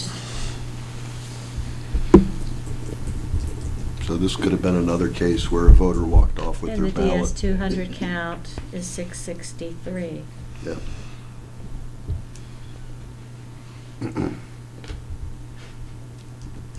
If folks want a blank ballot to keep, I encourage them to apply for an absentee ballot, put it in your scrapbook, Jacqueline may not like that. and then go vote in person. Well, it's just, it's a shame that we get these discrepancies, and I'm thinking if you're that And- desperate to keep it. And if you'll indulge me, we use so many terms that mean a lot to us and that are about terms of vote. When we talk about the poll book, and we talk about the voter history, we talk about the ATV, just relate those three terms. ATVs are authorization to vote forms. That's what each voter gets and has to sign before they can go get their ballot. Voter history, that is voter's record, history of voting for that election in our system, seems. What's the last one? Poll book. Poll book. Poll book, that is the same thing as ATV, and also voter history. Poll book can be electronic or it can be paper. The poll books are a registration database. Okay. We talk about it as if it was one thing that lives somewhere and you could pull it out and read it, but it's actually the compiled result of the voter history and the ATVs. That's the poll book, right? The poll No. book. If I ask you, I said, I want to see your poll book, I want to see it right now. Okay. What are you going to reach for? She's The right. registration database. Yep, registration database. And you're going to The reach for, computer, the laptop. and you're going to ask it, the poll book. Going to say what voters are registered in Buncombe County. And That's for poll election book day, it's on election information. day. Okay. So when you walk up and you give your name and address, they type it in and something pops up, that's the poll book. Mhm. Yep, and so we do it on a computer On a in Buncombe laptop. County, but Wake County prints it all out. They print out their database, and that's what they have at their. So they have an honest-to-God poll book. They and have- It's quite a book. I don't, what would you call something that's, Wake Yeah. County's so big. What, is the poll book a state-maintained database? Well, it's both. The state does some maintenance, list maintenance, I think is what you are referring to. And then the counties, all 100 counties are responsible for different parts of the list maintenance also. But it is a state system. We Right. only have access to our piece. Exactly. But it's a term of art that we all nod our heads when we hear it, Poll book. because we, Pretend to know what it means. It's those, Yeah. it's those laptops. So It it's, is a simple concept though, so if it's not clear, we can but make but if I understand you, it's a state-maintained system that each county just has access to for its particular county records. And you use the poll book on election day to do what? to verify who is eligible for that election. So when somebody comes up to vote, they give their name, address, and the election workers will look them up in the poll book. Correct. And then print that ATV. And then that will, information from the computer will print the ATV that they have to sign to get the ballot. And if all those match, then they get voter history. For the election. After they get the ballot. Then they So, will the- have been counted as voted when they get their ballot, once they Yes. sign the ATV. And the board approves that. So And- once if I recall correctly, there's from that training session, they hit a button to say issue the ballot on the laptops. and that will enter the person into the voter history? That will make them eligible for that. So after we audit and present to you, then voter history can be applied. So right now, if you look up yourself. I see, it will won't not show it. yes. Okay. But after Next we week. apply voter So history. we're we will actually see. creating the voter history, Yep. that's not happening at the polling place. That's something that Correct. we do. That's, Right, if you go to the state board website right now and look up your voter registration, you'll see a link for your sample ballot for the general election. And sometime really, really soon, you won't see that link for sample ballot anymore. Instead, further down on that page, you'll see that you voted on the November 8th, 2022 election, either absentee or in person or something like that. But it's not there yet. If you go check right now, there's no indication in the public facing database that you've already voted. we're about to create that data. That's what's getting ready to happen. Hopefully. Okay, We're good. about to make the data more current. Okay. Ms. Bailey, thank you so Okay. much. That is a lot of We have explanation. Mr. Cito's question. That Yes, remains pending. yes. Yep, Fortunately, not too many Yeah. not done yet. discrepancies. Okay, so the gray line at the very bottom of election day, you can see there is a difference of 0 there. That is because our issues cancel each other out. Me too. How So convenient. it looks like we balance, but we don't. No, The missing ballots went, they took them over to 54 points now. Through the machine. That must love be that. it. Hey, as long as we're going to speculate, why not speculate best case scenarios? Everything's fine. So for purposes of our certification, we're asked to certify that this is correct, and we're creating the history. We're not certifying that it balances. We're just certifying that, we're certifying to the history that is in the fantastic spreadsheet. Yes, and that, Among that, other things. that those differences don't affect the outcome of the election. Right. Right. Yes. We know no votes, no races were a margin of 2 votes. Well, actually, as Mr. Schultz pointed out earlier, there was a very close race for town council in Black Mountain.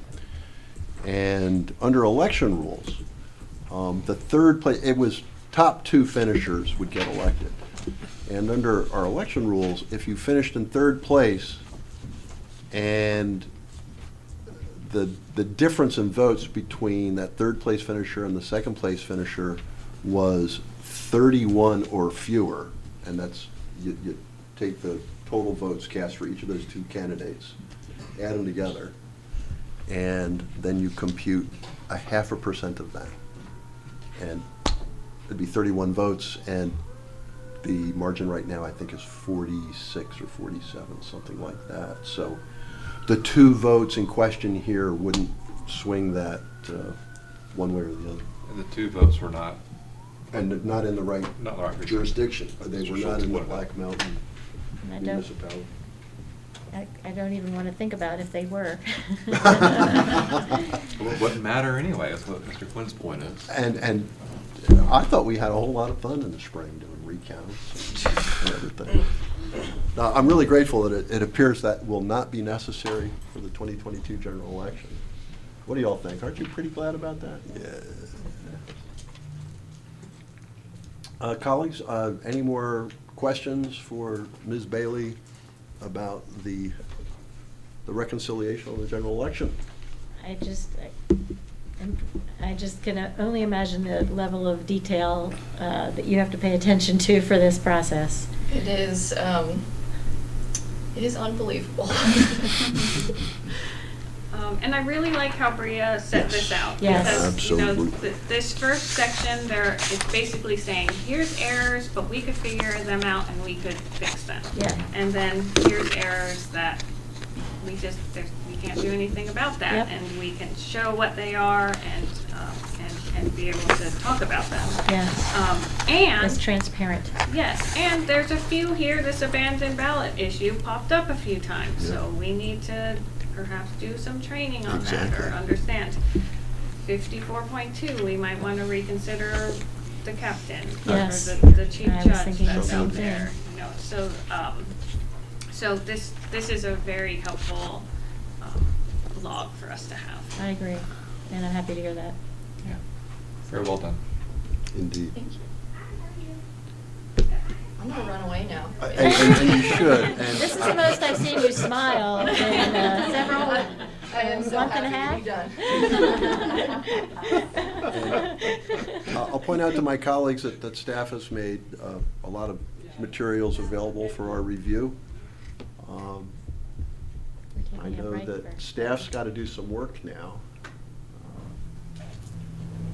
Not Doing done yet. manual edits. And that's a good opportunity for us to Eat lunch. review materials. And I suppose we might squeeze that in there too. Review lunch. It is 12:40.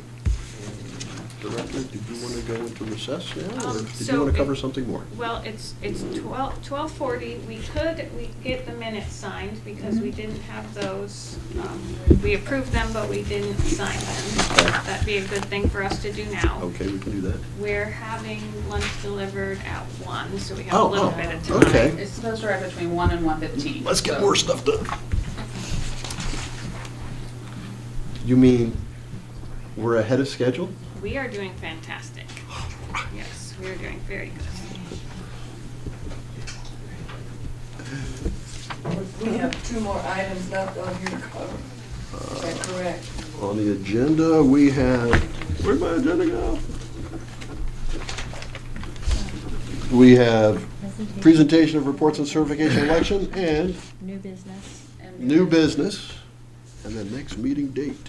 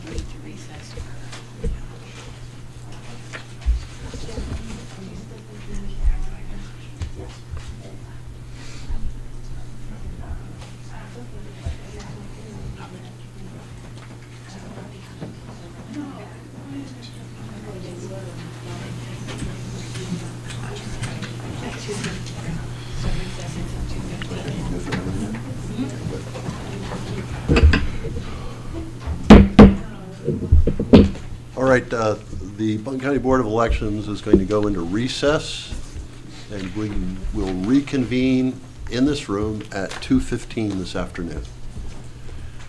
Thanks, everybody. Come on back, because the best is yet to come. Taking a break for an hour and a half. 2:15? 2:15, Why are we taking an hour and a half? because staff has to do the manual edits before we can finalize things for certification.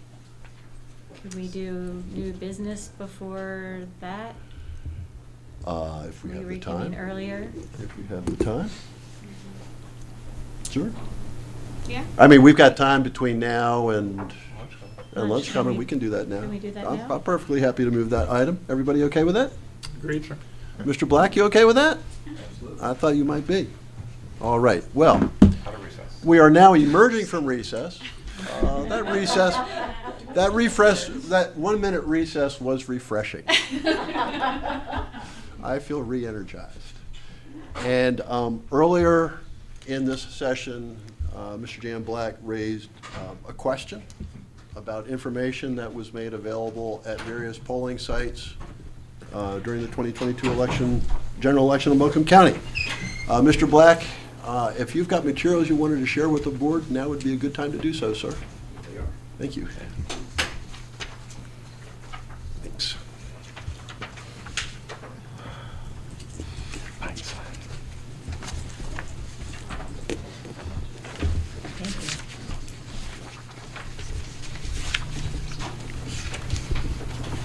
I give the word momentarily.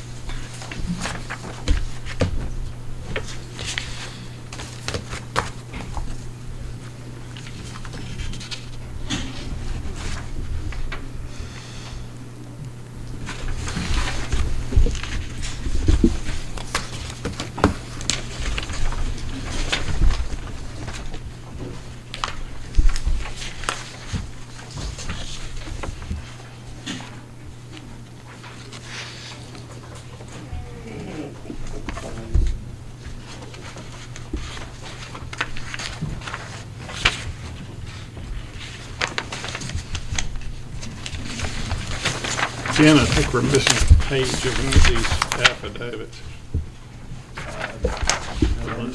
Oh, I see it, it's just backwards, all right, I get you, okay, took a picture of it, all right, got it, never mind.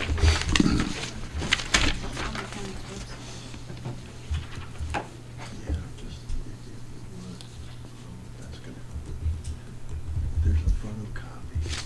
There's some space.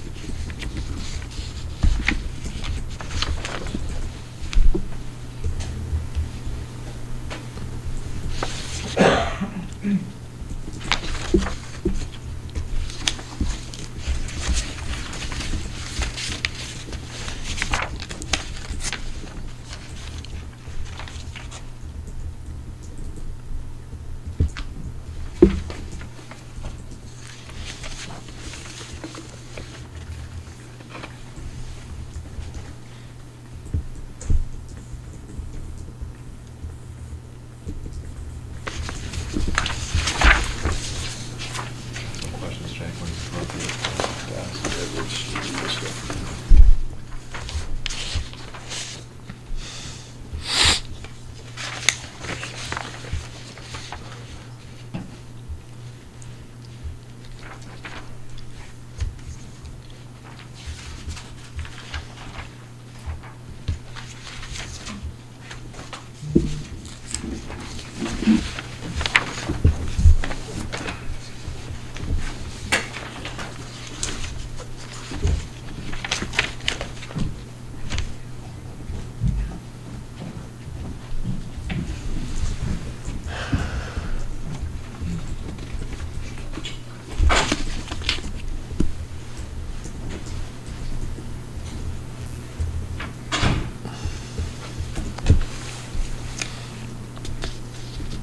Director Duncan shall soon return with copies of the 2 documents Okay.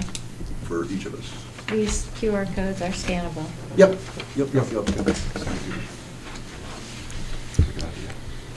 And it will take you to the Buncombe County website.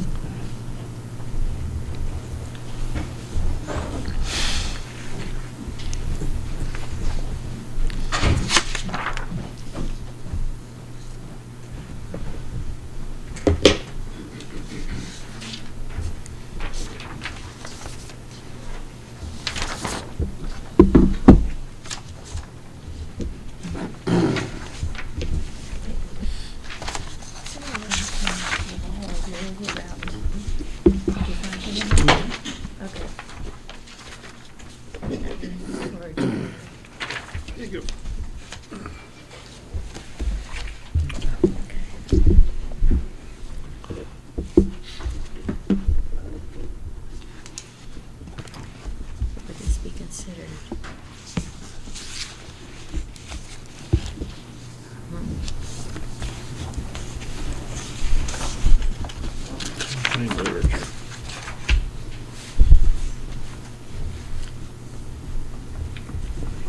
What is considered campaign literature? Would an That's my question as well. explanation? Would an All right, expla- I'm guessing that everyone's had a chance to review the basics of the issue here, and I will ask,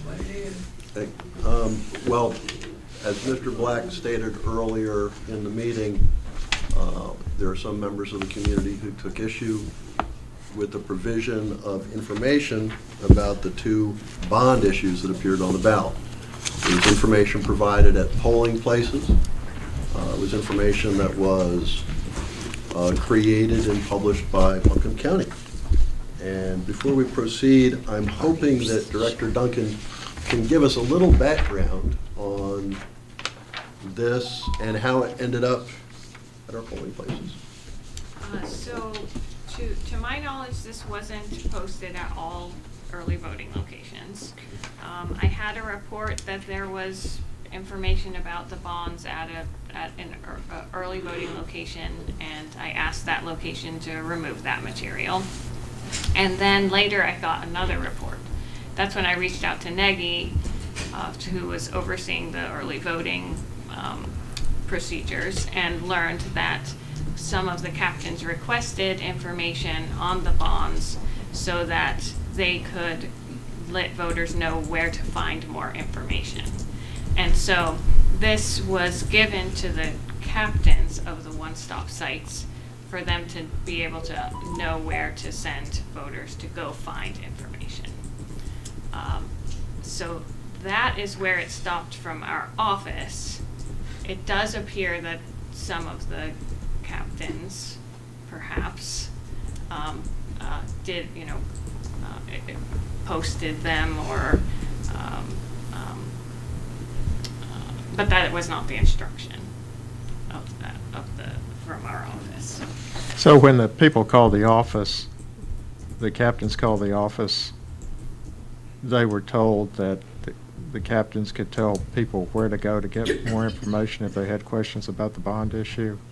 It's in general, when people ask, if a voter comes and asks about something on the ballot, we are never to give suggestions, and they all know that.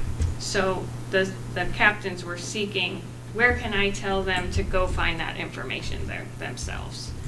So other issues, there are,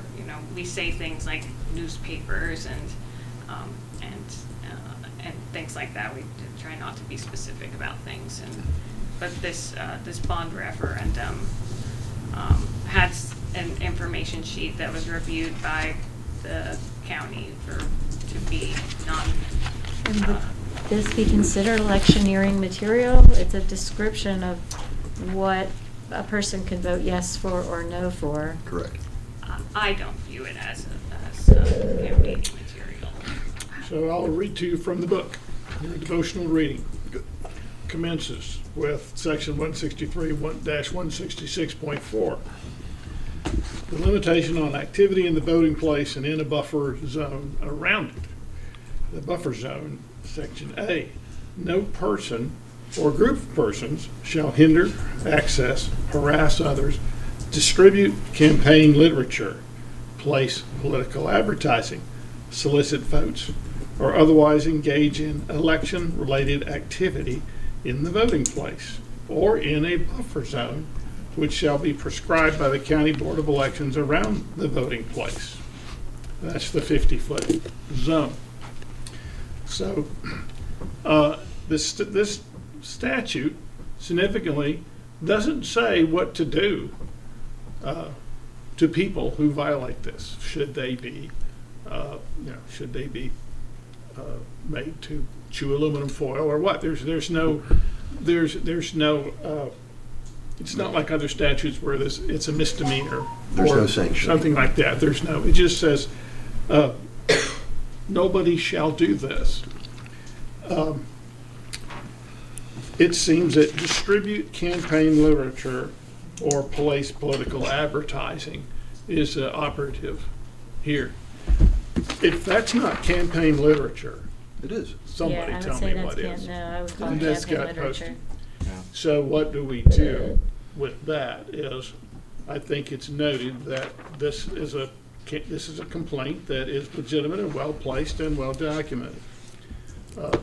Perhaps we make it clear that suggestions about where to go for information are maybe crossing the line, but certainly handing somebody something with a scannable piece is way over the line. So it's done, it's over.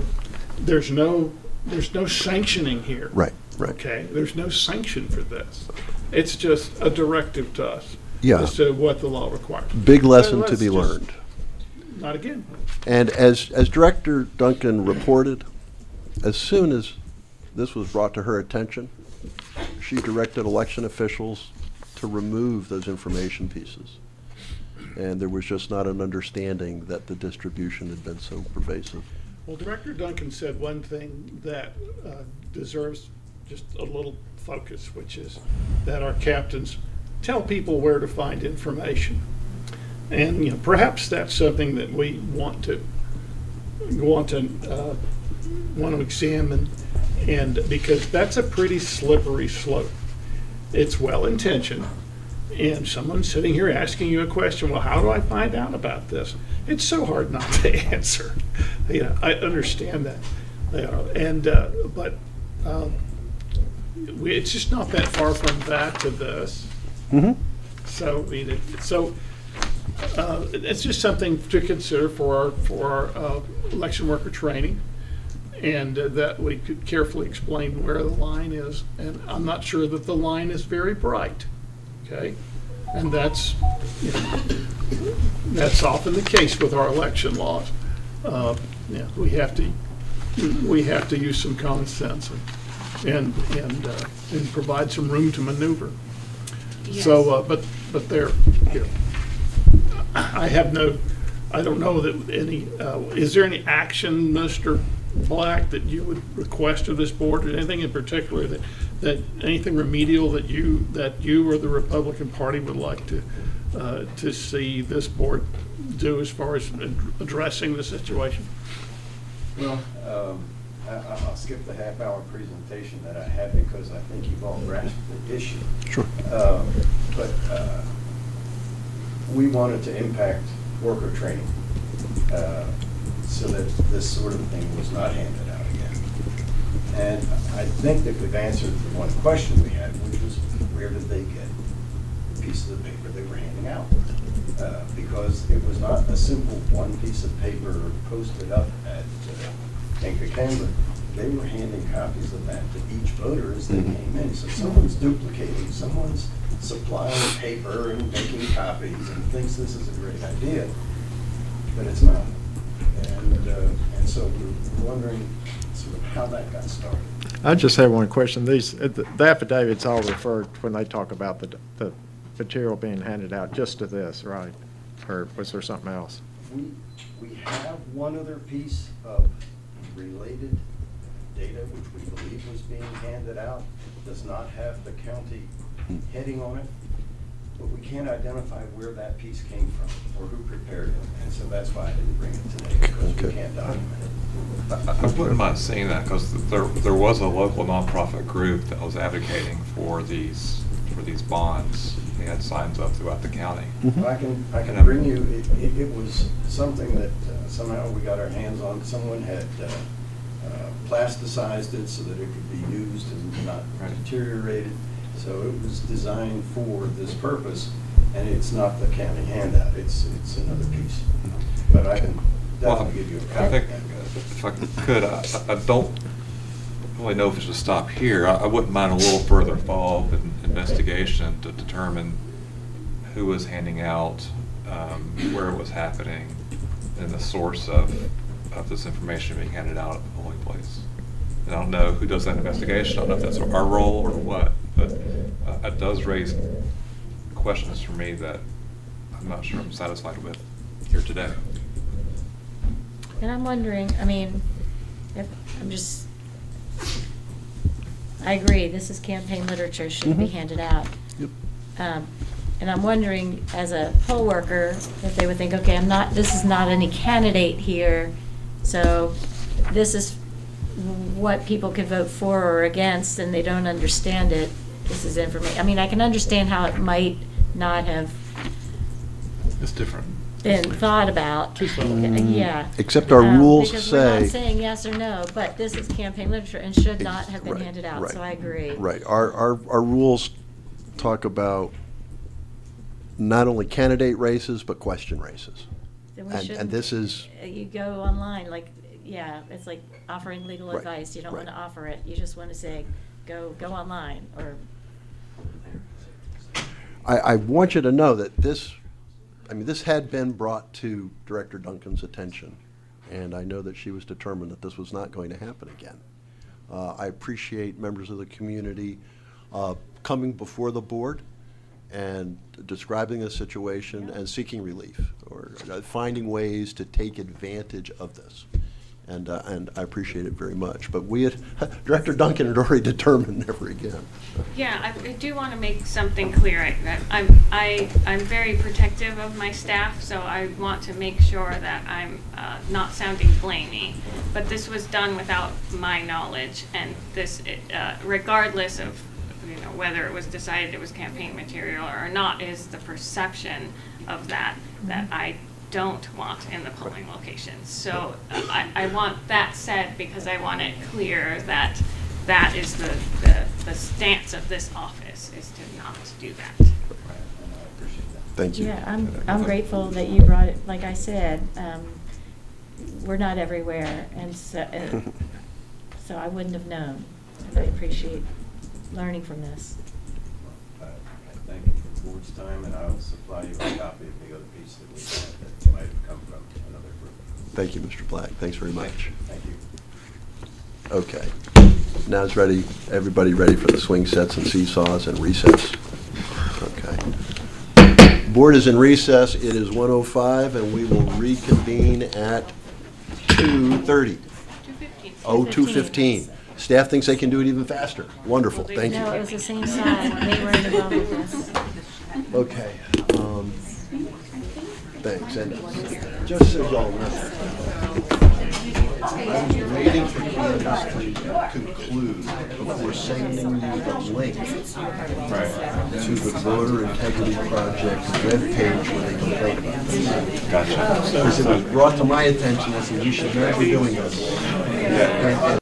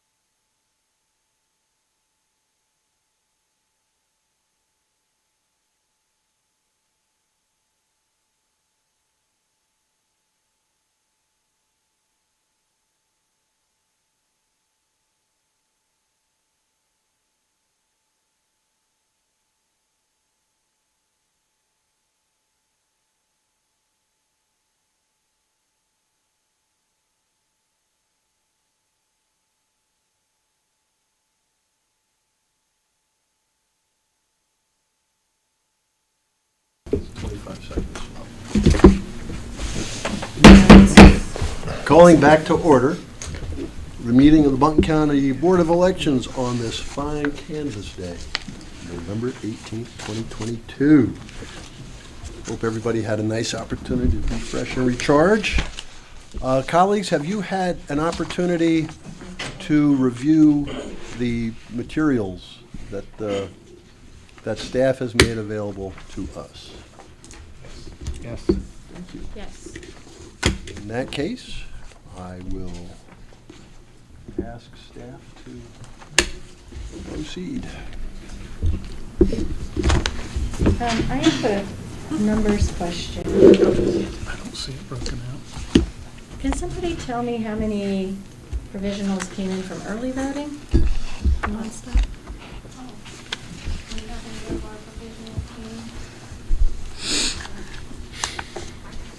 It was something in the range of no, I thought that and then I was corrected. I won't say any number.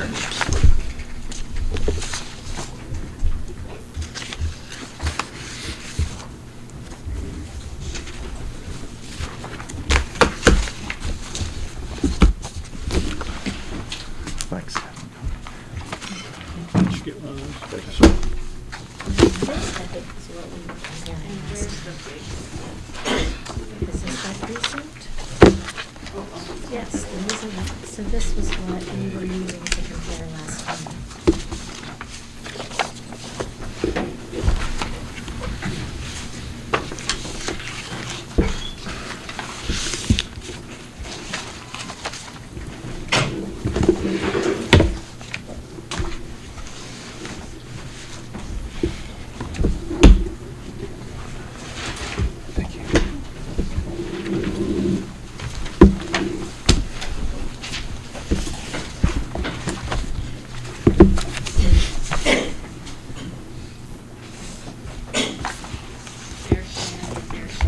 Thank you, sir.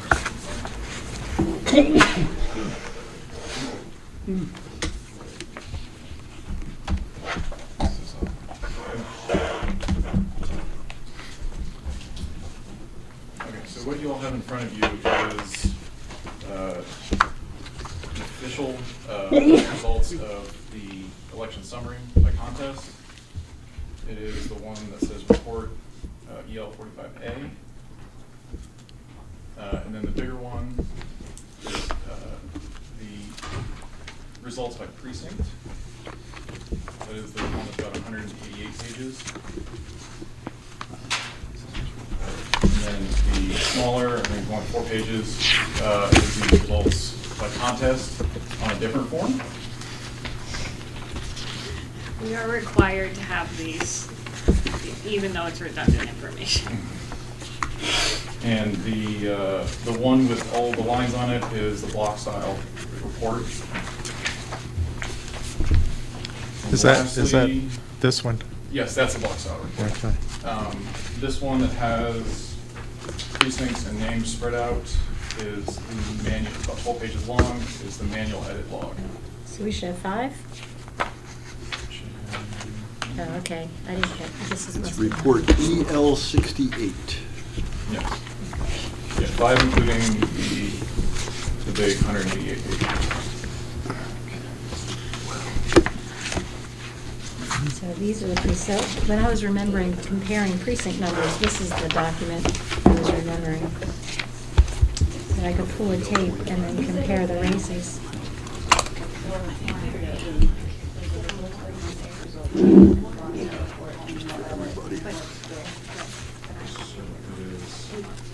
Selection summary.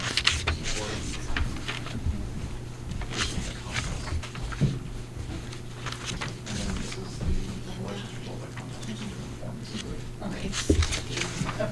Yeah. Just gonna call that 60. This one's election recordings. The other one is election where.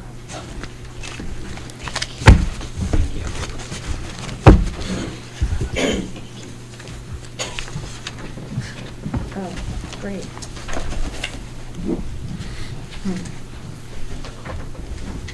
All right, that puts me in the ballpark.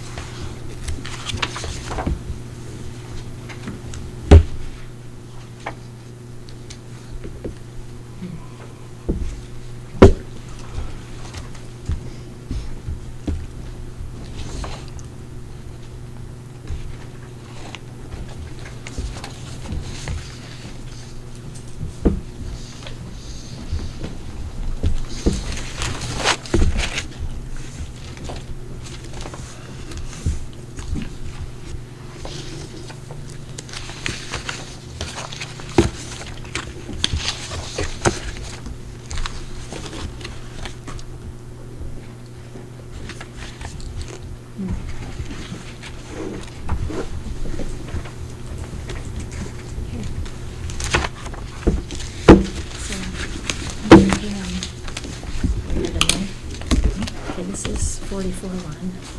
This is 44-1 from election day. Make sure there's not a rerun. Hold on.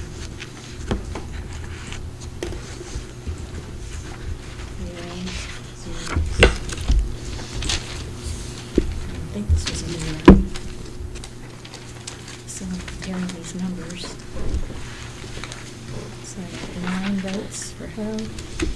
This is supposed to be 416, it says 417, and 26, 487, Courtney 20, Canada 3, this is 414. Why would Did that get resolved? Okay, okay. So, well, that's, Because it would show well, up but on I'm the tape. just looking for election day. This is just election day, so Yeah. this should be the same as this piece of paper here. Oh, wait, but provisionals, no, they're separate. No, they're counted separately. Right. They're not on the tape. They're not on the tape, so this should reflect the tape, right? No. It's the tape. Wait, I have it backwards. Let me make sure this one doesn't recount it. No, this isn't it.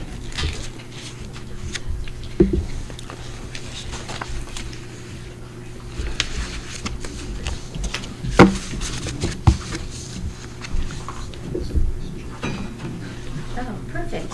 That matches my numbers. Yay.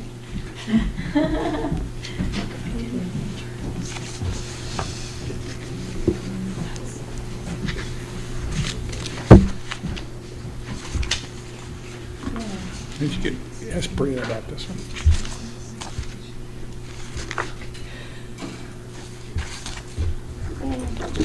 Bria, can we borrow you a second? Yeah.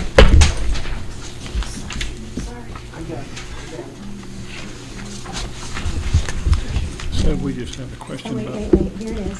Got it? This was the abandoned ballot. That's what I thought. Okay, very Uh-huh. good. All right, Okay, so but- I was and- just and comparing the election day tape Now, to the just results. give us a little lesson here Okay. about the difference, about reconciling the election day tape to this final, which I guess is gonna be our certified number. That's our print, right? Yes, so. Okay, so talk to us. It's just only- this. Yes. Just correct. this column. But this was the one where we had, I just randomly pulled it, but this was the abandoned ballot that we added today. So when I'm one off, most likely, it's the abandoned ballot. Yes. In this particular precinct, 44-1, Yep. because the tape's telling us 416, and it's telling us 2 provisionals. Now, No. those 2 provisionals, The tape shouldn't. cover Wouldn't have provisionals. the tape doesn't Provisionals. have the provisionals. It has only. The tape is the election day. Yes. Okay, so, but this goes into the total. Correct. Is this up Because, for yeah, 1, 8, 3, 4, 7. Yeah, I pulled out some in front of it. So we Just found a tape that told us 416, Now here's the restamp. and there's 417 because of the Abandoned ballot. Wacko ballot. Okay. Here's the rescan, so this should match. So there was a rescan. Okay, Yes, that's that what we were was- looking that for. was over there. Was a rescan. Yep. All right, now the numbers should be perfect. 9, 417, There you go. 26, 487, 20, 503, 414, Expiration on 512, 420, 423, 510, It's frightening, isn't it? 503, 428, 407, 523. Perfect, good enough for me. Yep. I'm glad you pulled that one.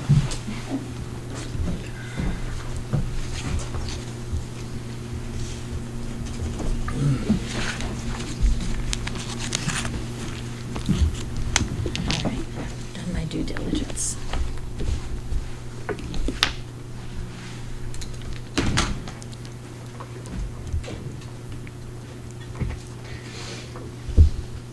And the provision numbers match. Exactly.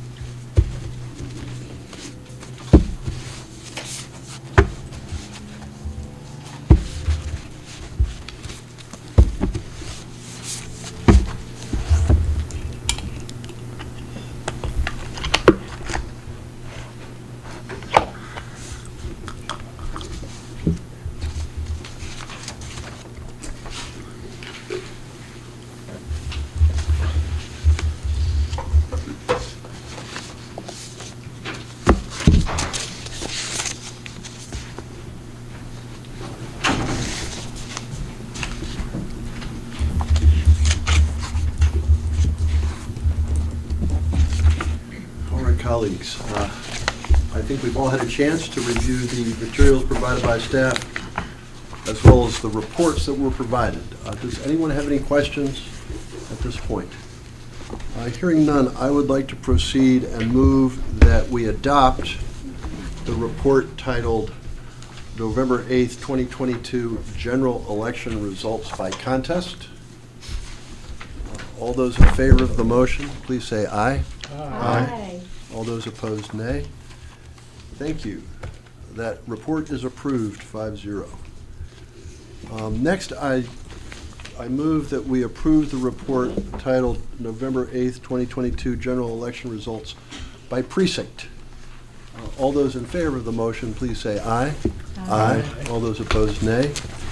Thank you. The motion carries 5-0. I will point out that one of the interesting things about these two first reports we adopted is that they do include the write-in votes for anyone who received 5 or more write-ins. And so when you look at things such as the Asheville City Council race, you will see many, many more names than you saw on the ballot.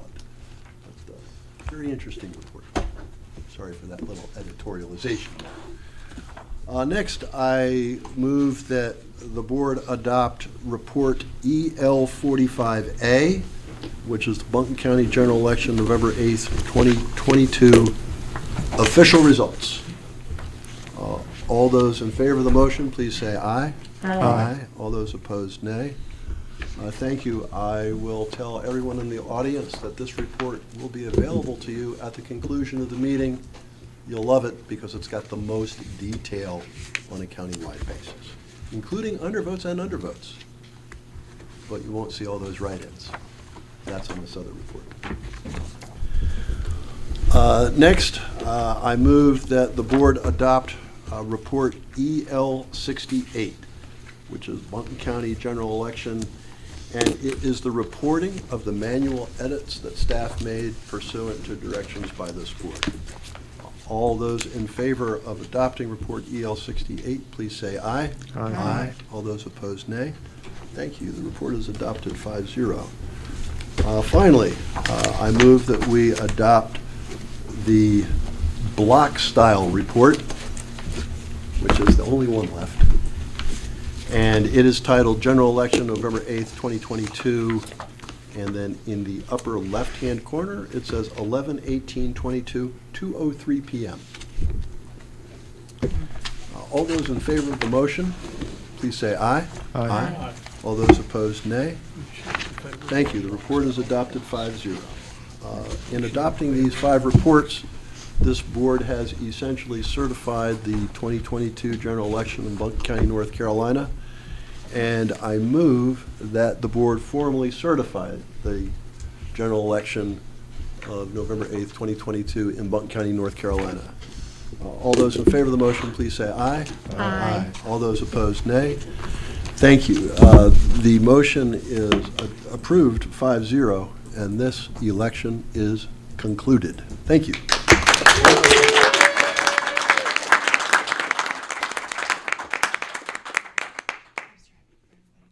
Hallelujah.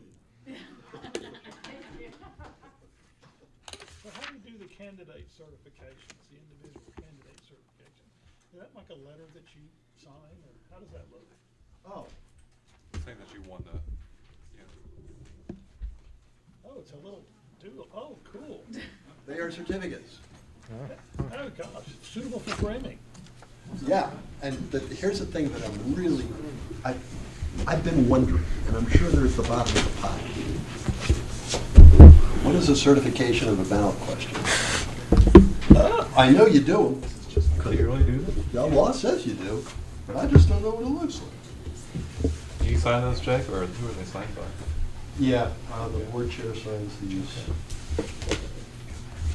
It's actually one of the happiest things you can do on the board, because not only give good news to these folks, it means you're done.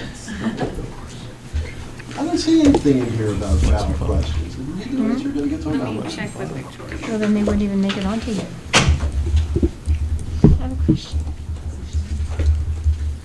I have a question.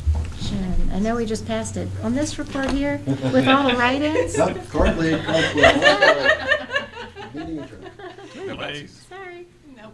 season. But if the write-ins names are on here, they got at least 5 Yes, rights. yes. But how come there's no votes, it says 0, 0, 0, 0 And for all that the is votes in write-ins? another precinct.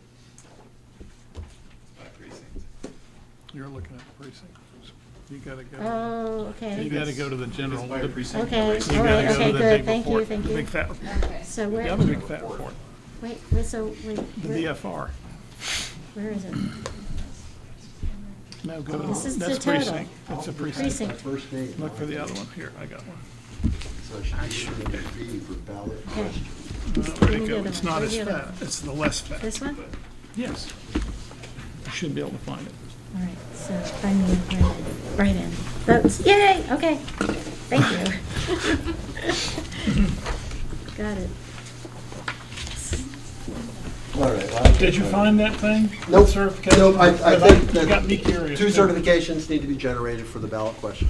And do you all want Okay, this back? following our agenda, Mr. Rose, did you have a question? If you want electronic copies of any of the reports, will those be available on the website? Those are out of election where, yeah, we have to scan them in the webmaster will have to do it. We don't usually. I'm not like burning, I just see them, the official results will be online. Yes. Yeah. Don't need to make extra work, just curious. Yes, will they be online? The official results will be online. Correct. It might be. Yes, it's just that Election report is so website. easy to read compared to the website, so Yeah. I understand. And which ones do you want back? These? We the want following? all of them, All of yes. them. All righty. Number 13. Right. Yes. Okay. All right, there's only one more item on the agenda for today's meeting, and that is to settle on our next meeting date. And I propose Tuesday, December 13th as our next meeting date. Director Duncan is not available the previous Tuesday, but she'll be back for the 13th. And that will be the meeting where we can do a post-election review. Lessons learned, things that worked, things that we can improve, as well as knock out the minutes from yesterday and today. And And did you talk about just talk about the election in general? Yeah, that- improvements? right. And then also start thinking about budget. So if we're talking about what improvements we want to make, what budget consequences those might have. And I have another special request, not necessarily that meeting, just, if you got too much going, do it later. But I'd love to update and discuss Karen's attrition report on poll workers. yeah, Oh, great. I would view that as part of our post-election review. Yes. I would hope to do that on the 13th. Okay. And what time? 5:30, Oh, should we go back to the 5:30 time? 5 o'clock?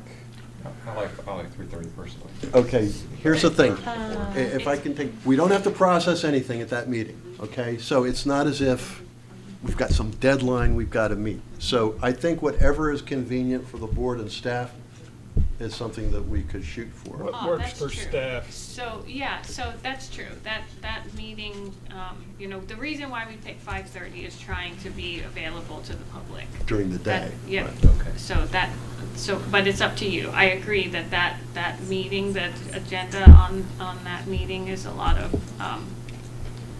well, I don't know. Discussion. Yeah, it's a lot of discussion, but I think that it would be interesting to the public. Up to you, though. The time, What 5:30 do you is not think is hard time. easier for the public? I mean, I've just kind of done general, and let me just, at great risk to all of us, let me ask some of you all. Do you have an opinion about what you think works better, 3:30 or 5:30? Because you're the people who are interested enough to show up. Do you like 3:30 better than 5:30 or some other time? You want to meet at midnight, or what do you want to do? 3:30. Wow, we have done 5:30 for the people, and they want 3:30. Say 5:30 person. 5:30. I think it depends on the person. Yeah. Now that they're online, it's I so think easy it, for the person. I Split think the it baby at depends 4:30. on the status of one's, 4:45.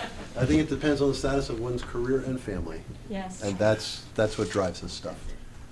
And You have flexibility that day, so. I have can more easily- time during the day than my kid does, I know that. You could never make a meeting here during the day. Well, you want to say 5:30 for the sake of that younger demographic that we we can't query because they're busy at work? Or how about 5 o'clock? Oh, then I'm driving from Hendersonville just at the wrong time. Oh, okay. Oh, yeah, Hendersonville at that hour, any day of the week at this point is not good. All right, I do not have an opinion. Somebody. 4:30. What works for the staff? Is it better for the staff to be earlier than later? Well, we like to do it during business hours. How about I 4:30? prefer, Split the personally, I difference. prefer the earlier time as a board member, 3:30 4:30. or 4:30 or whatever. I do think it'll be longer than a 1 hour meeting. Yeah. Well, and it's the kind of meeting where we might come in thinking about discussing 2 or 3 things, and they'll lead to Yeah. 30 or 40 more. That's very likely. So, am I hearing any sort of consensus develop here? 4:30? Did I hear 4:30 as a compromise? Going once, going twice, 3 times? Sold! Okay. Next meeting, Tuesday, December 13th, at 4:30 p.m., if that's okay with Fearless Leader. Yes. What did you say, something? Yes, I'm just nervous because the abstract got inserted into a law book and Oh. certifications piled on top of it. Okay. We need to make sure we sign it. I appreciate Director Duncan's fastidiousness. Ooh, I don't use that word too often, do I? Just trying to keep things neat. In my inimitable fashion. There we go. All right, is there any more business to come before the board today or this month? Going once, going twice, 3 times. Yay. Meeting is adjourned at 3:15. Thank you, everybody. Oh, one more thing. Linda's birthday is on Monday. Oh, all right. Happy birthday. Oh, thank you. It's a decade. Oh, my goodness.